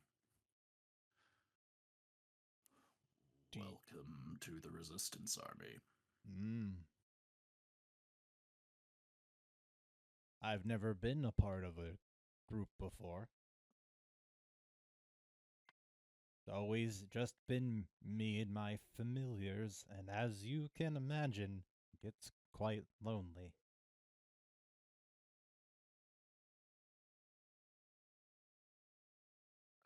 Yes, I can't imagine being isolated like that would be difficult. Hmm. Some of White Cross Company here have been calling you a bandit. Do you know why?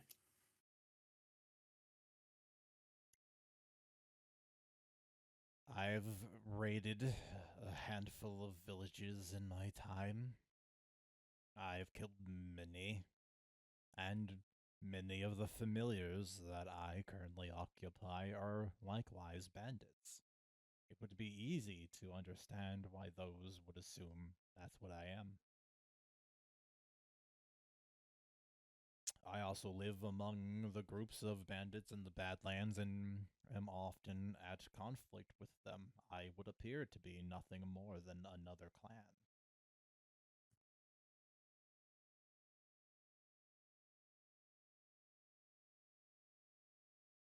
I'd not. I mean, we've all got a past. I just like to know who I'm working with.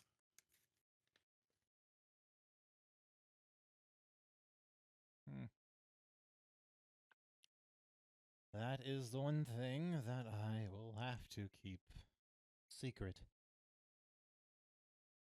But we have already come to a conclusion in that I've seen your capabilities.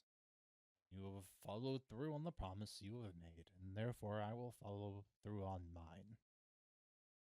You can rest assured that the army that I have will fight and stall all the bandits here for quite some time.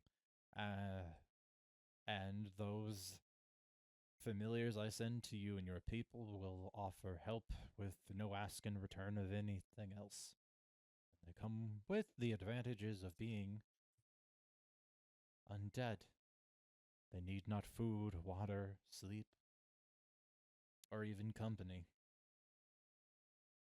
And depending upon needs, I can also send familiars that have very specific sets of skills to help and aid in certain things, including dwarven craftsmen.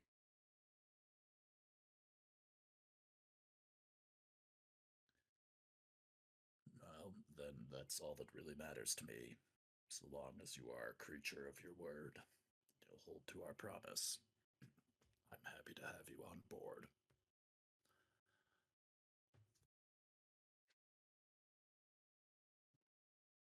Allow me to say, I have never lived in a proper society. I have always lived apart from everyone else. And I have always been fighting to keep myself alive. I have as much reason to ally with you as I do to be an enemy of the bandits. But you all seem quite nice. And honestly, the relationship amongst you and your friends is confusing, and I would like to continue to observe it to learn more about other people's cultures.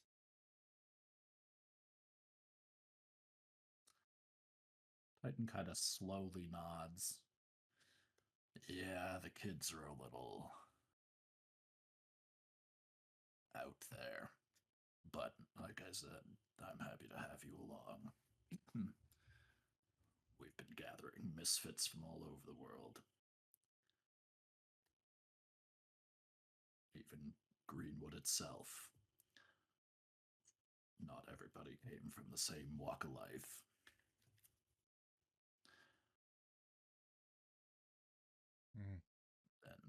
whenever you are willing to share whatever you are willing to share. I'm certain I will find it fascinating.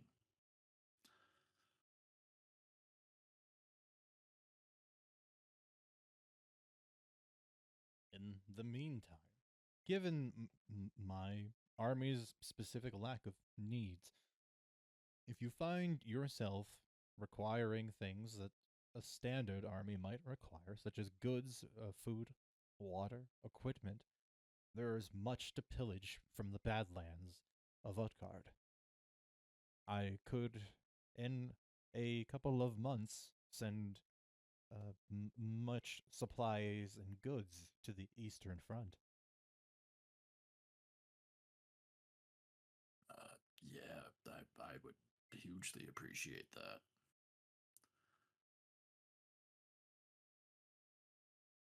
You know, so long as you're not slaughtering innocents.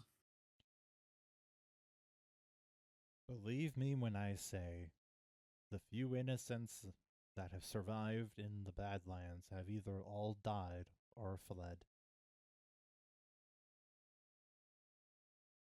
Right, nods. I figured that was the case. Oh, speaking of you and your bodies, take whoever you want from here, except, and he points over to where he buried, um, the battle rager, except that one. That one is mine. Very well. I will take all of the bodies that are mostly together.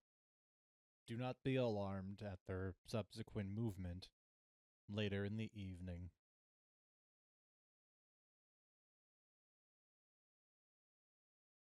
And then he just kind of looks at Gloom and looks at Audie. He's like, anything else either of you want from him? In this more formal exchange. If you're going to work with us, probably send someone to properly act as a liaison back at the camp. You can speak to our commander and the other leadership for supplies and troop movements. It'd probably be good to have an open communication line.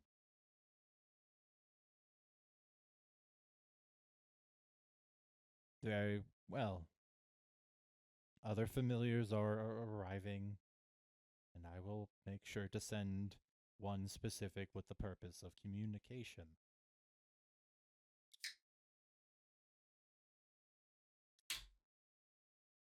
Anything from you, kid?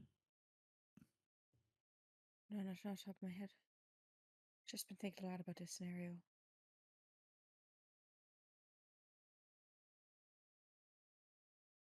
Any chance you can have a conversation with that bit later?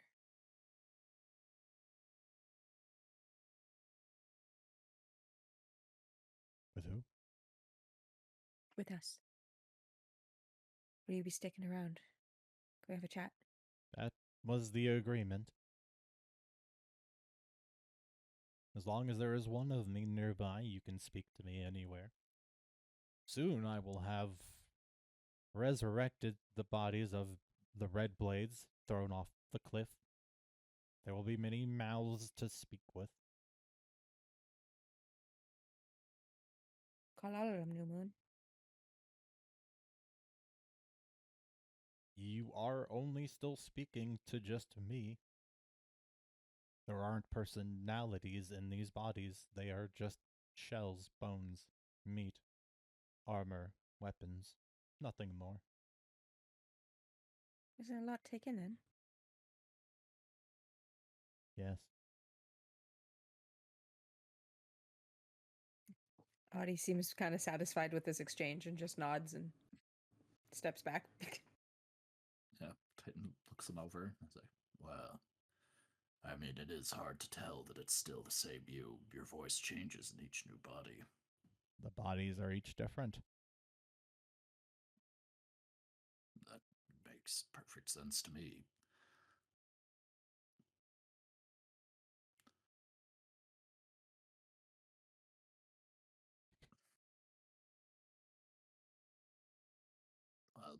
welcome aboard. Glad to have you. Is there a formal thing that should be done to acknowledge this? Titan just holds out his hands. I'm fine with sealing it with a handshake. It raises both hands. It's just Titan like grabs one of them. yeah, it's just like mimicking you. Yeah. Titan grabs one of them, gives it a quick shake. Mm-hmm. Yep. You hear the bones jangle even, and it's weirdly cool to the touch, but like distinctly separate from the the cool humid area that you're in.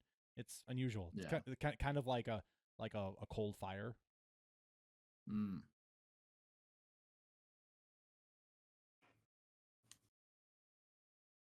Then it is agreed. Notes it, but wouldn't say anything. Yeah. Okay. I am off to gather my new recruits.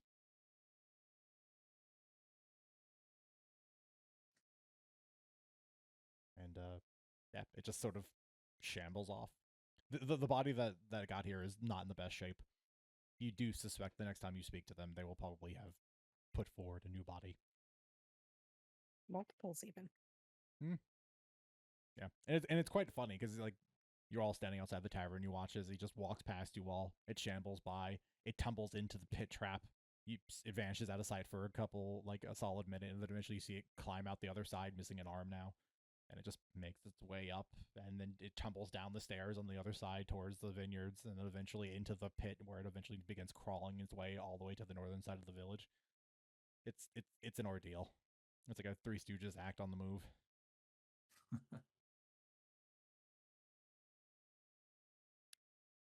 Well, that's not something you see every day. No. No, it's not. Though it sounds like it will be from now on. Yeah, I'm sure some people are going to absolutely love that. At least there are no souls trapped. Sure, I guess. I'm not educated enough in that to understand any of it, to be quite honest with you.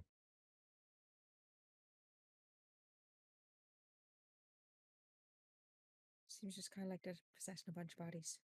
That's all. Yes. A bit unorthodox, I guess. So. Well, you made people's bodies come apart with your voice. It does likewise. Similar. And that one turned Yeah. into a dragon. Also, do you see that you're all just a little strange? That's why I can't judge much. Yeah, I Be bad form. I swing a sword and shoot a crossbow. So, this has been a hell of a day. But you're still upright. Yeah. I take the god's blessings where I can get them. Anyway, somebody should keep patrolling, so I'm just going to keep at it. Yeah, I want to go check on that one house. Titan, you and Little find it, right? And Audie kind of points over her shoulder towards the northwest. So I went over there, didn't it? With the clock hands, just sword and dagger. Yep, that's the one. Would you like me to come with you? I suppose so. Are you okay on your own? I mean, unless you think the weapon's going to give a problem. I'm just really interested in them. Didn't seem important when we had enemies coming down on us, but I'm interested now. Shrugs. They shouldn't be dangerous, but the fact that they were still attuned to somebody is concerning.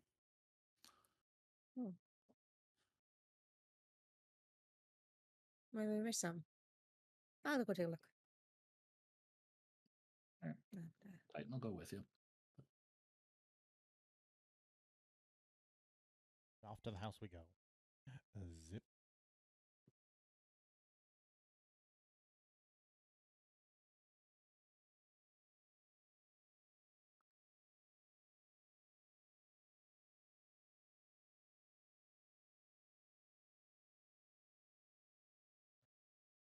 were officially identified.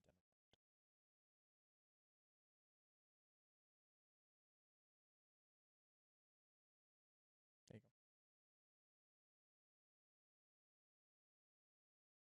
you go. So, yeah, the interior of this house, as previously investigated by Lilith and Titan, show signs of a fight. But likewise, perhaps prior to that, show signs of someone having previously relaxed on the couch, clearly curled up in a heavy goose down blanket, book, wine goblet, clearly enjoying themselves. But there are signs of a fight, and at the foot of the table on the southern side that you're closest to, a pool of blood that's kind of now very thoroughly dried on the carpet, where it looks like someone basically ended up collapsing there against the table, and poof, nowhere. Just their weapons are behind.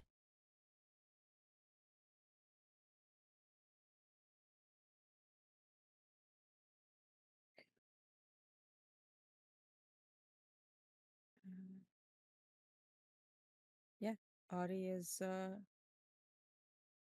going to investigate the weapons, investigate the house. Again, just quite curious about it all. You don't really. Will assist. Yeah. I mean, tell me what you're trying to learn, because the house has been she's- investigated before. So Yeah, so she's trying to learn, or trying to see if she can figure out maybe what's happened to this person. Like, it doesn't look like there's blood that dragged them away, so could be, again, she doesn't know the name of spells, but as the player, could be a dimension door or a misty step, or could have been. for all we know, they're inside the sword and dagger, or even to the point that if she's thinking there's a spell enacted, she might go stomping around on the floor, like over the rug and what have you, just to see, did they, knowing their own house, did they teleport themselves into a cellar? Mm-hmm. But yeah, that sort of thing. So I don't know if there's like some arcana check or what. Yeah, you can roll an arcana check. You can try to see if there's something magical here for you to identify. Mm-hmm.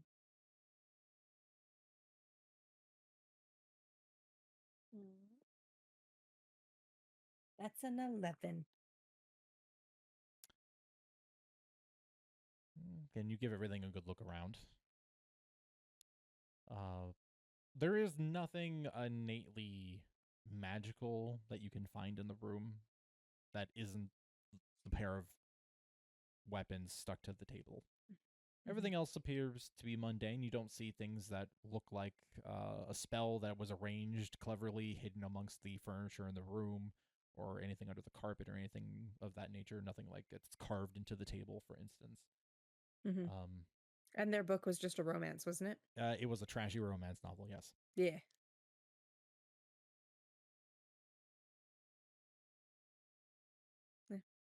And we've discovered we can't move these items, right? No one's They are been fastened in place. No one has been able to pick them up thus far. Like, if you pick them up, they feel like a 2-ton rock. Mm-hmm. But they are constantly moving on the table. They are keeping track of the time actively. Mm-hmm.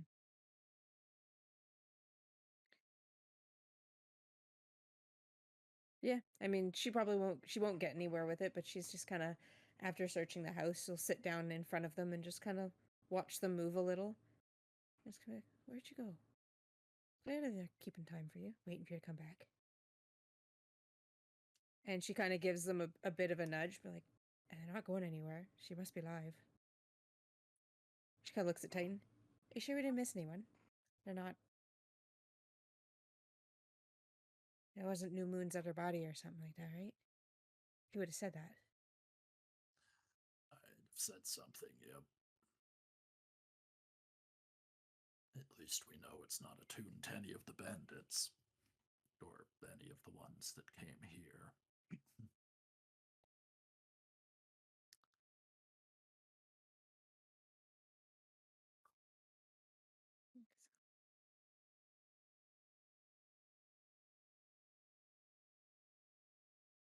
Hmm.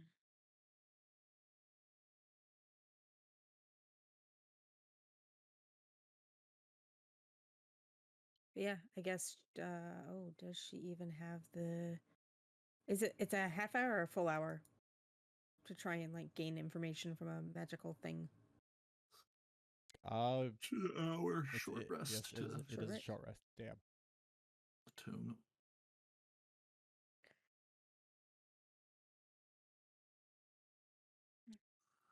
So you like the previous players, if you like to try to attempt to wrestle for control over them, you could. Well, that's just kind of it. I don't think she could do what she'd want to do, which is kind of get a sense of like where the person is, because she's a little worried if she wrestles for control that this might be what's keeping them alive. It's keeping time. Time for something. Time for what? But I guess that would be like identify and stuff, which she doesn't have. Yeah, but Titan has. Titan Right. has done so, and he would just tell you that's a feature of the weapons. When they're put down, they keep time. It's not necessarily something that's counting down or up towards anybody's impending doom. Mm-hmm. Well, we do know it's a person like trash romance, which means do you like to fanciful? Whether it has anything to do with their weapons or not. Yeah, I guess then that she'll try to attune to them. Okay. Because I think she has the spots for it. You want to spend the hour here? I mean, realistically, even if you didn't, you could just break attunement to one and then try, and then if you failed, reattune. Mm-hmm. But okay. So Adi, you're gonna spend the hour trying to attune to it. Mm-hmm. Titan, are you gonna stick around the whole time? Yep. Okay. All right. You spend time with them. An hour passes, of which you can clearly watch tick down. Make a charisma check for me, Adi. All right. That's 25. Wow. It's a nat 20. Oh yeah, I was about to say it has to be. Mm-hmm. Okay. Yeah. So you're there. You spend an hour in contact with the weapons. You watch as they slowly keep ticking around and around on the table. Mm-hmm. Titan's there observing, making sure nothing weird happens. And as you watch the hour weapon tick over as the hour finishes, and you feel your attempt to reach out and the magic to recognize you, there is a brief moment of resistance that then snaps like a rubber band that had too much tension on it. Mm-hmm. And you feel yourself kind of, get washed through with the information of the weapons and they become familiar to you. But in the exact same moment you do, exactly where the pool of blood is on the carpet, a figure snaps into existence. There's a woman there, dressed in what you can only really call as PJs. They are gray, black, and red with flowers embroidered on them. They are holding their stomach from what looks like an immensely bad axe wound. And they just sort of look up. Ah, okay. Guess I'm gonna die here, huh? Audie immediately kind of drops them and like leaps over the table. Titan, I think this is your specialty. Yeah, Titan's already over to her, looking over the wound. So, Not bad if that's any better. We don't want to kill you. And anything, we want to stop the killing. How are you feeling? well, I was almost split in half. Not great. Not ideal. No. So you're not bandits here to finish me off? No. Mm. Our red blades are dead. Piles outside. Went down the hill. Oh, that's good. Any other survivors from Mist Meadow? Ben, make a medicine check. 21. Okay. Yeah, she's kind of in a similar state to Lilith, where she caught a great axe swing to the midsection that you think bounced against her spine basically and stopped there. And she's still in the process of bleeding. You think whatever happened to her when that happened, she did a thing that made it basically her death stop for a period of time, and then now that she's back here, it's starting up again. She definitely needs severe medical attention. Yeah, Runny. I mean, Titan's gonna work away, but he's gonna look her dead in the eye and be like, "Your chances of survival are low. I'm gonna do what I can. I'm a doctor, surgeon." Great, I guess I got lucky then. Bester is here anyway. Titan, what do you need from me?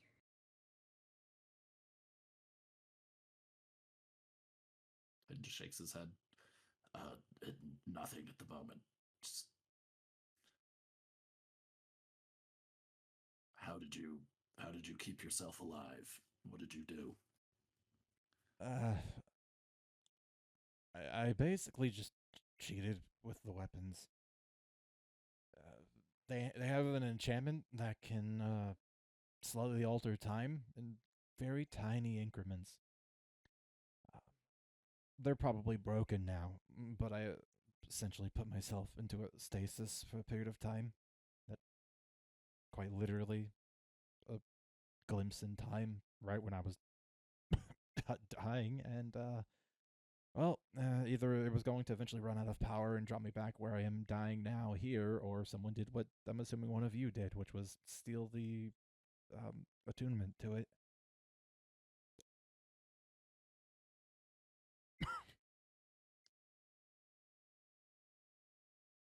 Titan's still just working inside her, finding what he can, stitching up. Yeah. Medicine intelligence check.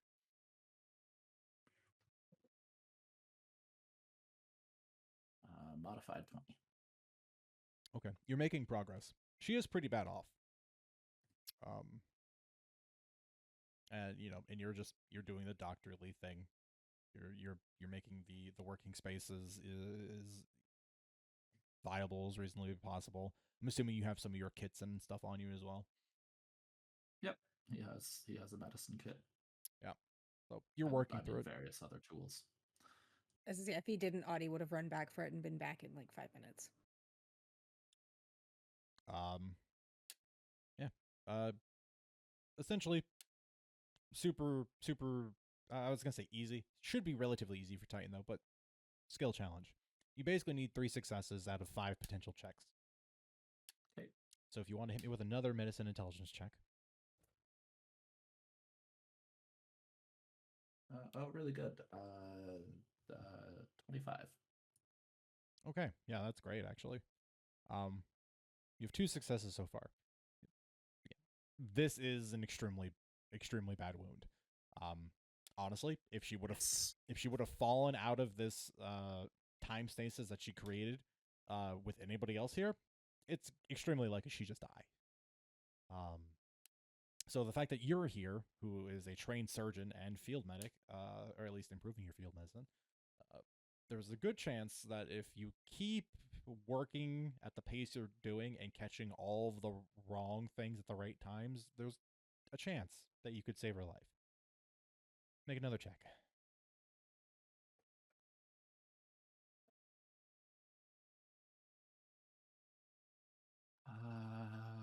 Not as good, but we still take those. A 19. 19 is good, but not a success. Okay.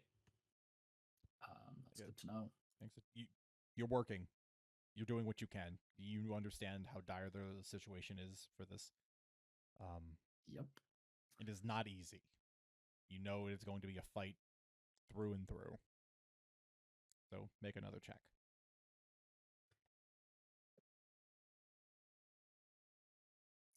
Modified 20. That it will be a success. 15 plus 6. Yep. Modified 20. You get to a point where you know you could now apply a form of magical healing to get on the other side of that extreme danger area you're in versus just allowing someone to just need time to mend. But as of right now, we can call the characters stable. There is technically a 5th check you could make if you'd like. Which Let's do it. for the most part can only benefit you short of a natural one, which you could still potentially circumvent given inspiration points.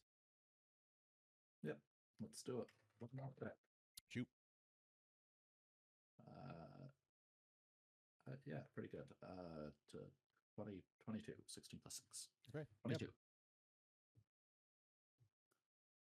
You work in the blood and the sweat and the agonizing sounds of this person, just because there is no pretty way to work on an abdomen wound like this. But No, yeah. Ideally, she would have been under, but no way of doing that right now. you reach a point where you can get them to comfortably rest and that they are not in the immediate threat of just bleeding and dying. You do think they will require some observation to make sure they can stay alive. But as of this moment, they are out of the woods. Then, yeah, I mean, Titan kind of is finishing up. Well, if you can find any water, that would be helpful. I don't know if you have any spell slots either, but a magic healing spell would be, or if I shouldn't say spell slots, I don't know if you've got any energy left, but magical healing certainly wouldn't hurt her. Not a thing or else I'd be helping. I would have helped Lilith and Cronan while everybody else first. I thought as much, but I can sing him a song or read him a book and make him feel comfortable.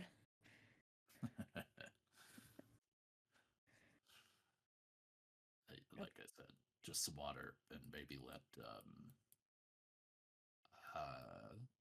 what's his private? That's the medic. Zephyr. Oh, Zephyr. Yeah. Yeah. Zephyr, thank you. Maybe let Private Zephyr know that we've got another injured person. We're probably going to have to be taking shifts, looking after everybody. I'm not comfortable moving her yet. I can get her on this bed, but otherwise I don't want to take her to the inn. Think we could move the whole bed?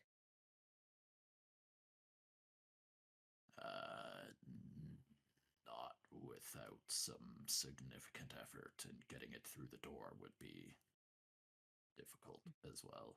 Just leaving her here is probably best for now. Right. We'll get some water. I'll go tell Zephyr. Be back. And she runs off. Sprints off to the tavern.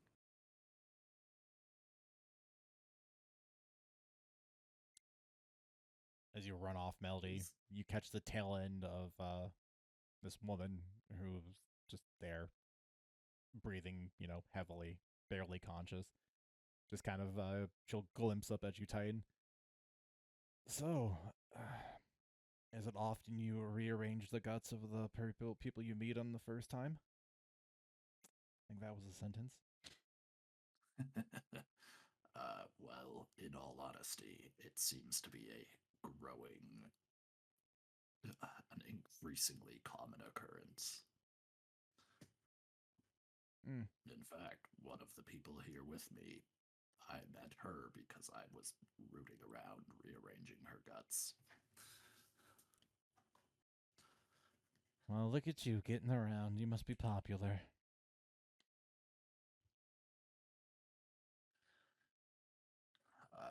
From what I've seen, you tried to put up a fight when the bandits came.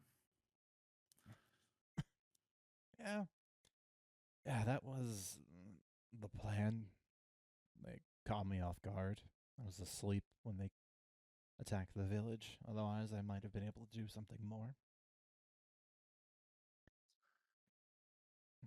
I see.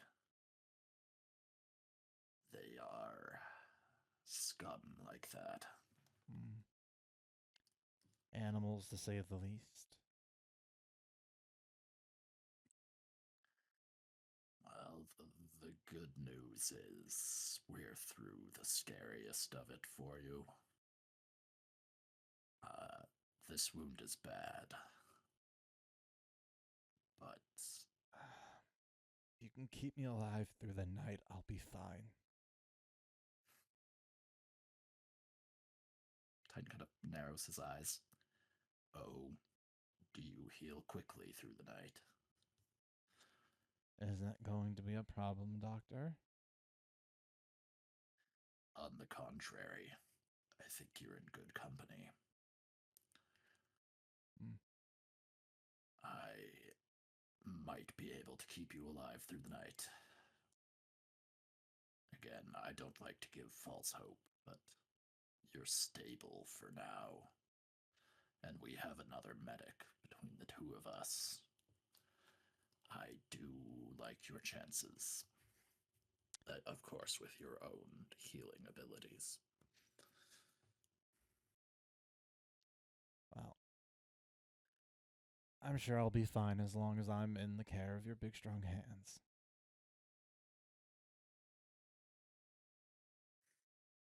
Titan nods. Well, try to get some rest. I'll grill you more at a different time when you're more alive. Appreciated.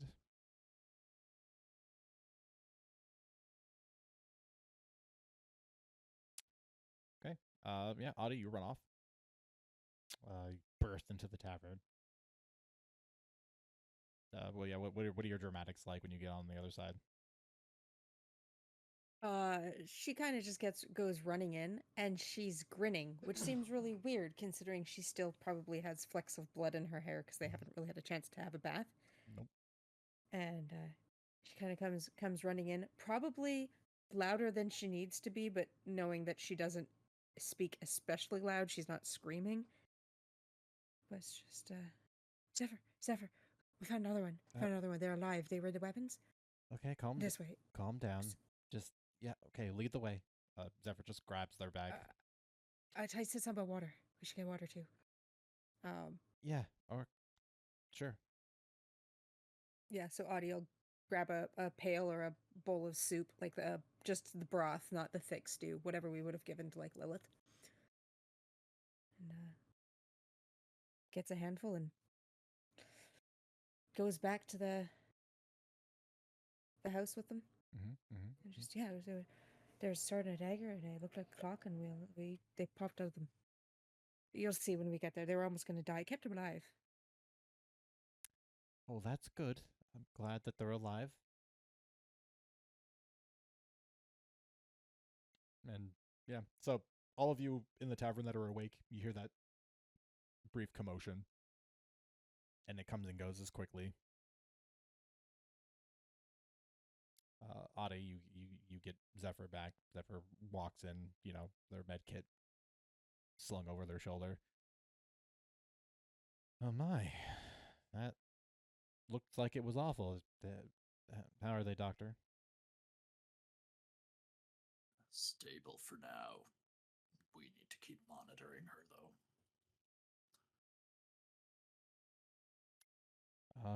Yeah, sure. We can do that in shifts. I don't have a problem with that. I'll take first if you don't have a problem.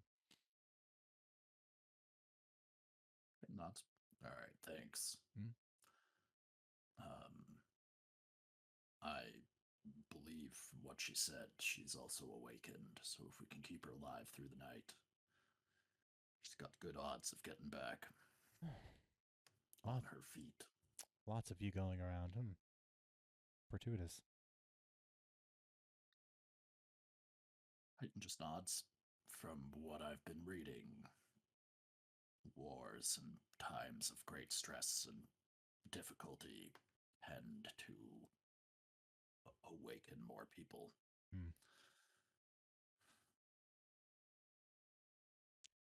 Well, no, it's good. Where they're as bad off as you say, very likely this will be the thing that will keep them alive. Yeah. And the Titan is still kind of working once Audie brought in the water. He's kind of washing wounds or closed wounds, washing hands, and making sure everything's clean. Yep. But yeah. Okay. I'll go keep keep an eye on everybody back at the inn then, if you've got the shift over here. I've got it taken care of, Doc. All right. Thanks, Zephyr. Mhm. And he just kind of looks at Audie. Oh, and he also is. And, I mean, we don't know who this is or what she's about, so holler if something starts going wrong. If she attacks you or anything like that. Certainly will. Would you mind if I stay in a watch over her? Yep. I can act as a runner. Yeah, that I think that would be good. At the very least, you probably have the best connection with her, as you were able to attune to her weapons. Nobody else seemed to have that same wavelength. So I suspect you and her might at least have something in common. Well, considering she's not going to die anymore. And Audie kind of looks over. What do we call her anyway? What's your name? She has fallen asleep. And she kind of like, oh, well.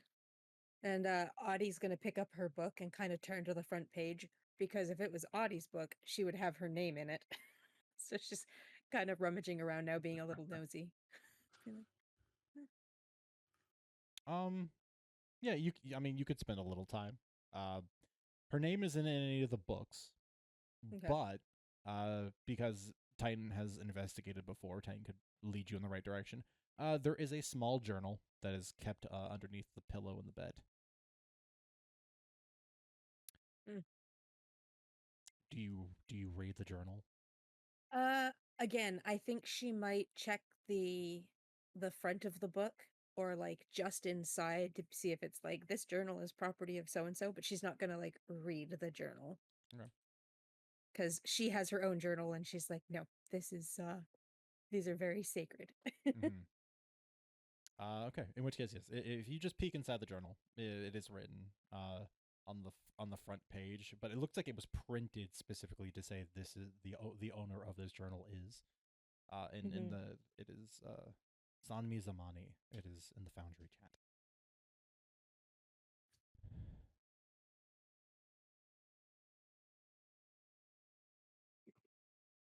Um, yeah, and so after getting the name, she'll just kind of take a seat at the because she's still they put her up on the couch, right? I think Titan said on the bed. On the bed. And she's in the bed, yeah. Okay. Well, then Audie's going to take a seat on the floor or make herself comfortable and find probably a different book because she doesn't know where this person left off in her reading. Um, probably an equally trashy romance if there's another one on There the are wall, tons, whole and start serializations. reading it. Yeah, just pick one she finds interesting and start reading to them. Mhm. Just kind of the comforting. Fair enough. Maybe it'll help them dream something. Who knows? Yeah, dream something. All right. Especially with a bard reading you the stories. What could go wrong? Mm-hmm. Mm-hmm. Yeah. No problem.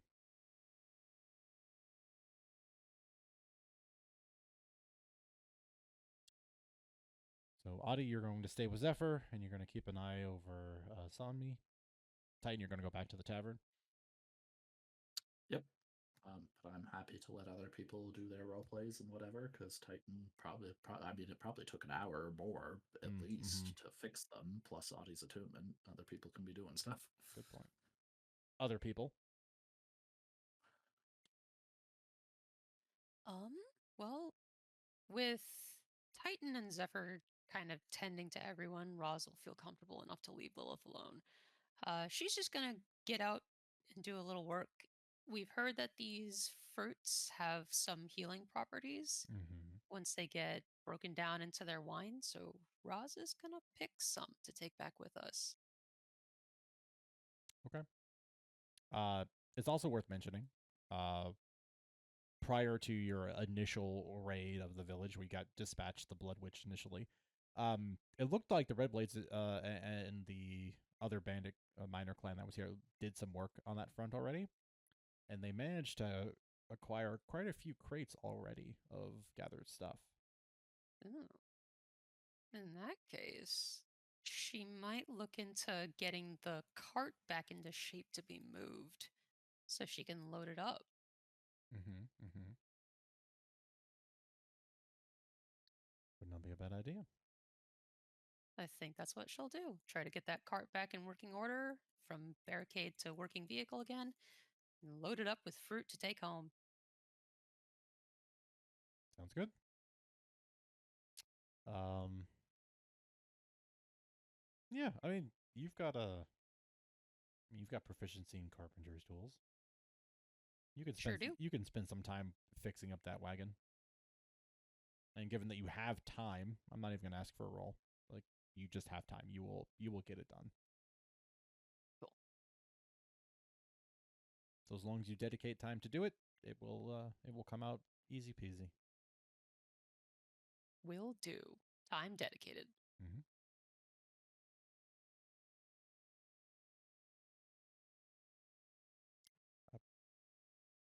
What about the two bedridden characters, Corona, Lilith? Anything from you two? Honestly, probably just resting up for now until she feels she's gotten enough rest to be able to like walk around. Lilith is kind of drifting in and out of sleep every hour or so. When she is awake, she's pestering Callista and Bellathor for descriptions about that mausoleum they saw, Mm-hmm. trying to draw it down. And if she's feeling too tired for that, she's trying to kind of get a likeness of what they looked like so she doesn't forget. Callista will tell it to you, but only if you specifically do not attempt to draw it. She bullies you into doing nothing, basically. Just listening.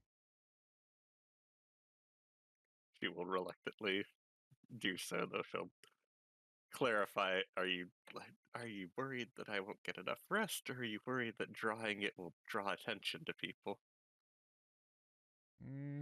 More the first one. I don't think drawing it into existence is going to suddenly bring down a platinum dragon claw on us or anything like that. Well, I suppose it's nice that you care. Fine. I'll save sketching it for later. Good. And she'll probably like fall asleep again halfway through the description. Mm-hmm.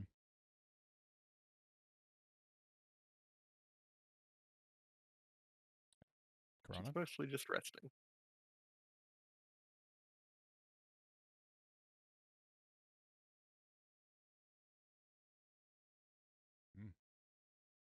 Role-playing sleeping. Immersive. Shao, you're muted. Oh. Sorry, I did not catch that. Is Corona up to anything? No. I think she's resting. As I said, she's until she feels like she's good enough to get up and at least like limp around, she's probably just going to try and get some rest. Okay. And since Titan's like, busy going on shifts between him and Zephyr, she's not gonna bug him right now about about stuff. Mm-hmm. Fair enough. Well, then broader sweep. Anybody have anything they want for the rest of the day? Nope.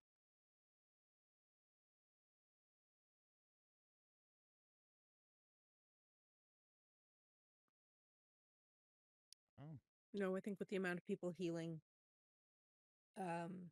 Audie would be focusing more on that. She does have stuff she wants to talk to the group about, but it's going to be when we can all sit around a fire together kind of conversation. Mm-hmm.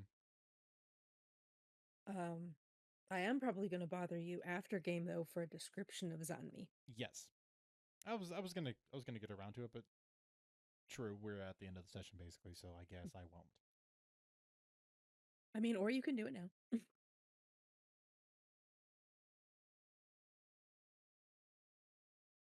Uh, once I can get the verification. Nothing else from anybody for the remainder of the evening. No. I'm good. Just doing regular doctor stuff, making sure everybody's alive, including our new patient. Very relevant.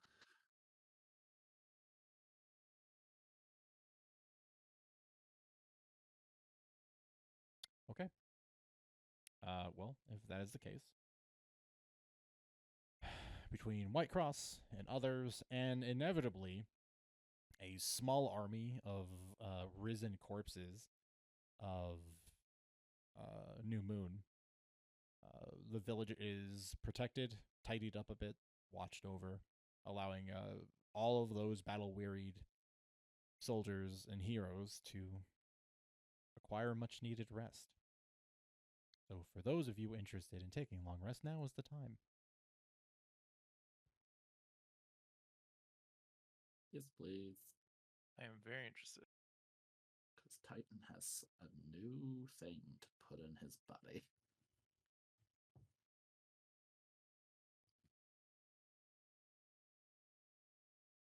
He needs a long rest to do so.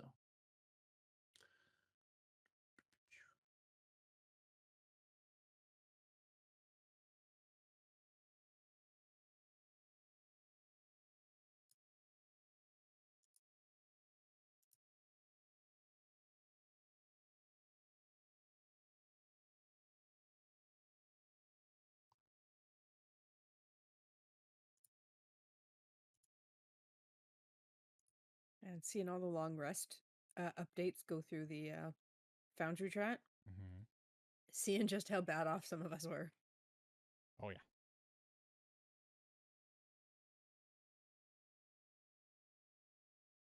And then there's Titan. And it's one hit die. You know, he heals really well. But it was still an insane combat where he nearly died several times. That is sort of his gimmick.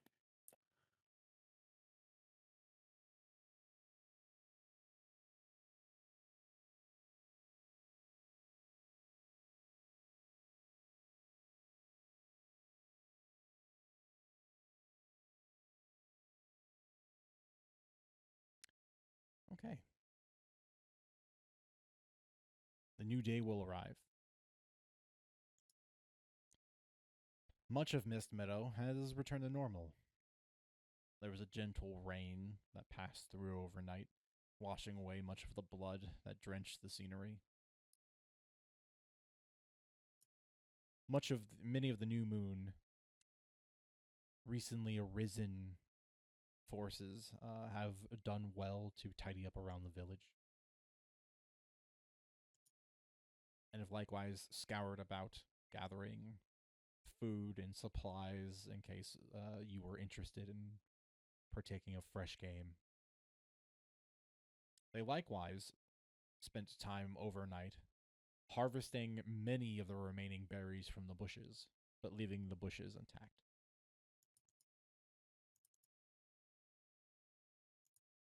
Over the course of the day, of the previous evening, between Zephyr and Titan, it is good to say Sanmi has no problems.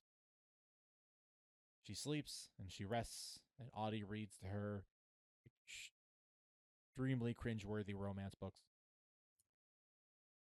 But when the new day dawns with many others, she is brand new. And it is in that initial wakening of the day that she explores the wound that she suffered, discovering that while there is a fresh scar that is there, she is whole again. Sanmi is what you would refer to as a Tafarine, a Tafakari half Tafakari, half Reenish. And that Doreen are very interesting when they mate with other species because they tend to over accentuate features that they have. She's got like this gray brown skin that kind of looks like a log on a fire that is beginning to char. There are freckles that are quite contrasting, kind of dotted along various parts of her shoulders and arms, legs and abdomen.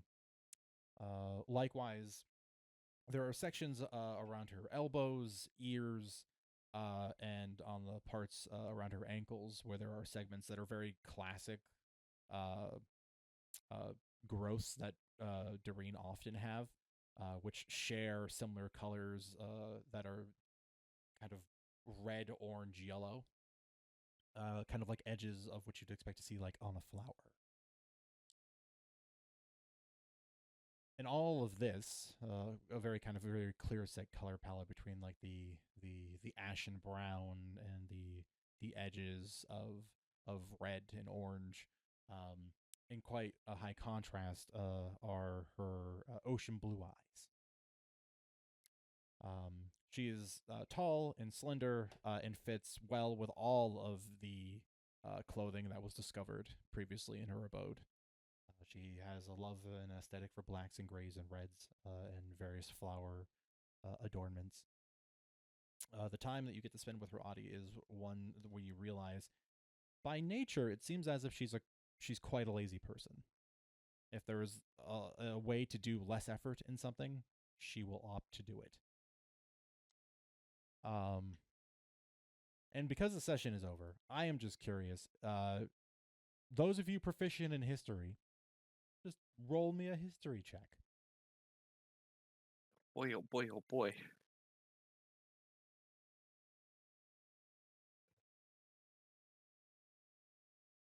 $20. Not Natural 20.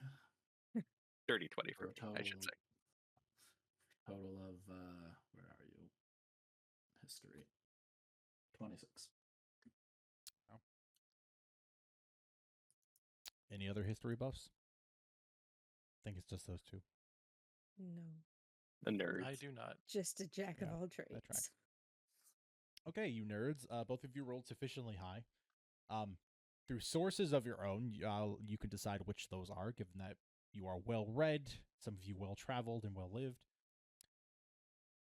When the name has a chance to reach the ears of everybody, and when everybody's on the other side, especially after a proper good rest where your bodies have been able to activate their respective heroic genes and recover from all the damage you suffered in the battles in a way that is only a miracle. When you wake up and your brain processes start churning and things are feeling normal again, eventually for both of you, the name snaps into place. For Titan, it was probably itching a little bit, but you were too busy saving her life to have really thought about it a great deal. And it was only after Audie actually gave the name around that perhaps you had a chance to even realize, oh, it sounded a bit familiar for some reason. Sonomy goes by an alias. At least she used to. In other circles, she's known as the Scarlet Sage of the Southern Seas. She is an infamous pirate. One that was heralded as the most dangerous swordsman of the last 100 years. And she disappeared one day, never to be heard or seen of from anybody else.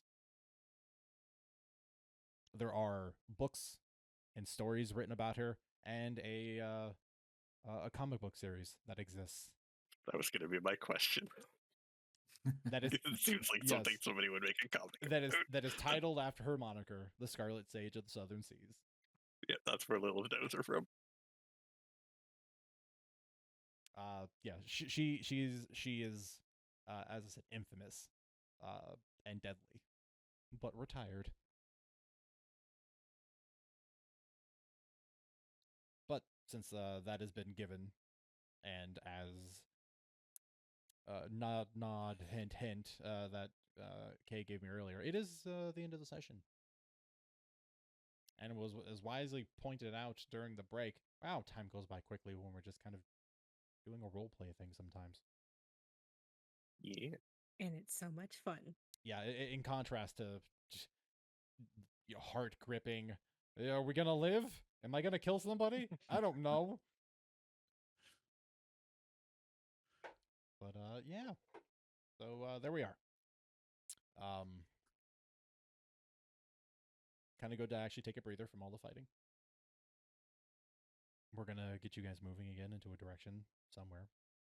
And I've said this once before. I know I've talked about it amongst all of you. We are slowly inching towards what is the end of Tier 1. I would even say less than 6 sessions. So close, quite close. Which also means we have to start talking about new artwork, which is also extremely exciting. Yeah. So we've survived. We've seen the end of Mist Meadow, and we'll begin heading back towards Hope Prevails in the near future. After seeing what the other members of Whitecross Company have discovered in their respective locations. But until then, like when you're cornered by a group of Red Blade bandits and you're about to die and you do something drastic and put yourself into a stasis time bubble, and or happen to follow a curious little bard into a room with a pair of short sword and daggers that no one has been able to understand and summon a person on the verge of death, you should probably make good choices. And make many more of them until we see you next week. So that way you too can survive dire consequences. See you then. Bye. Thanks for hanging out, Bye. chat. Bye. You guys are the best. Bye. Bye.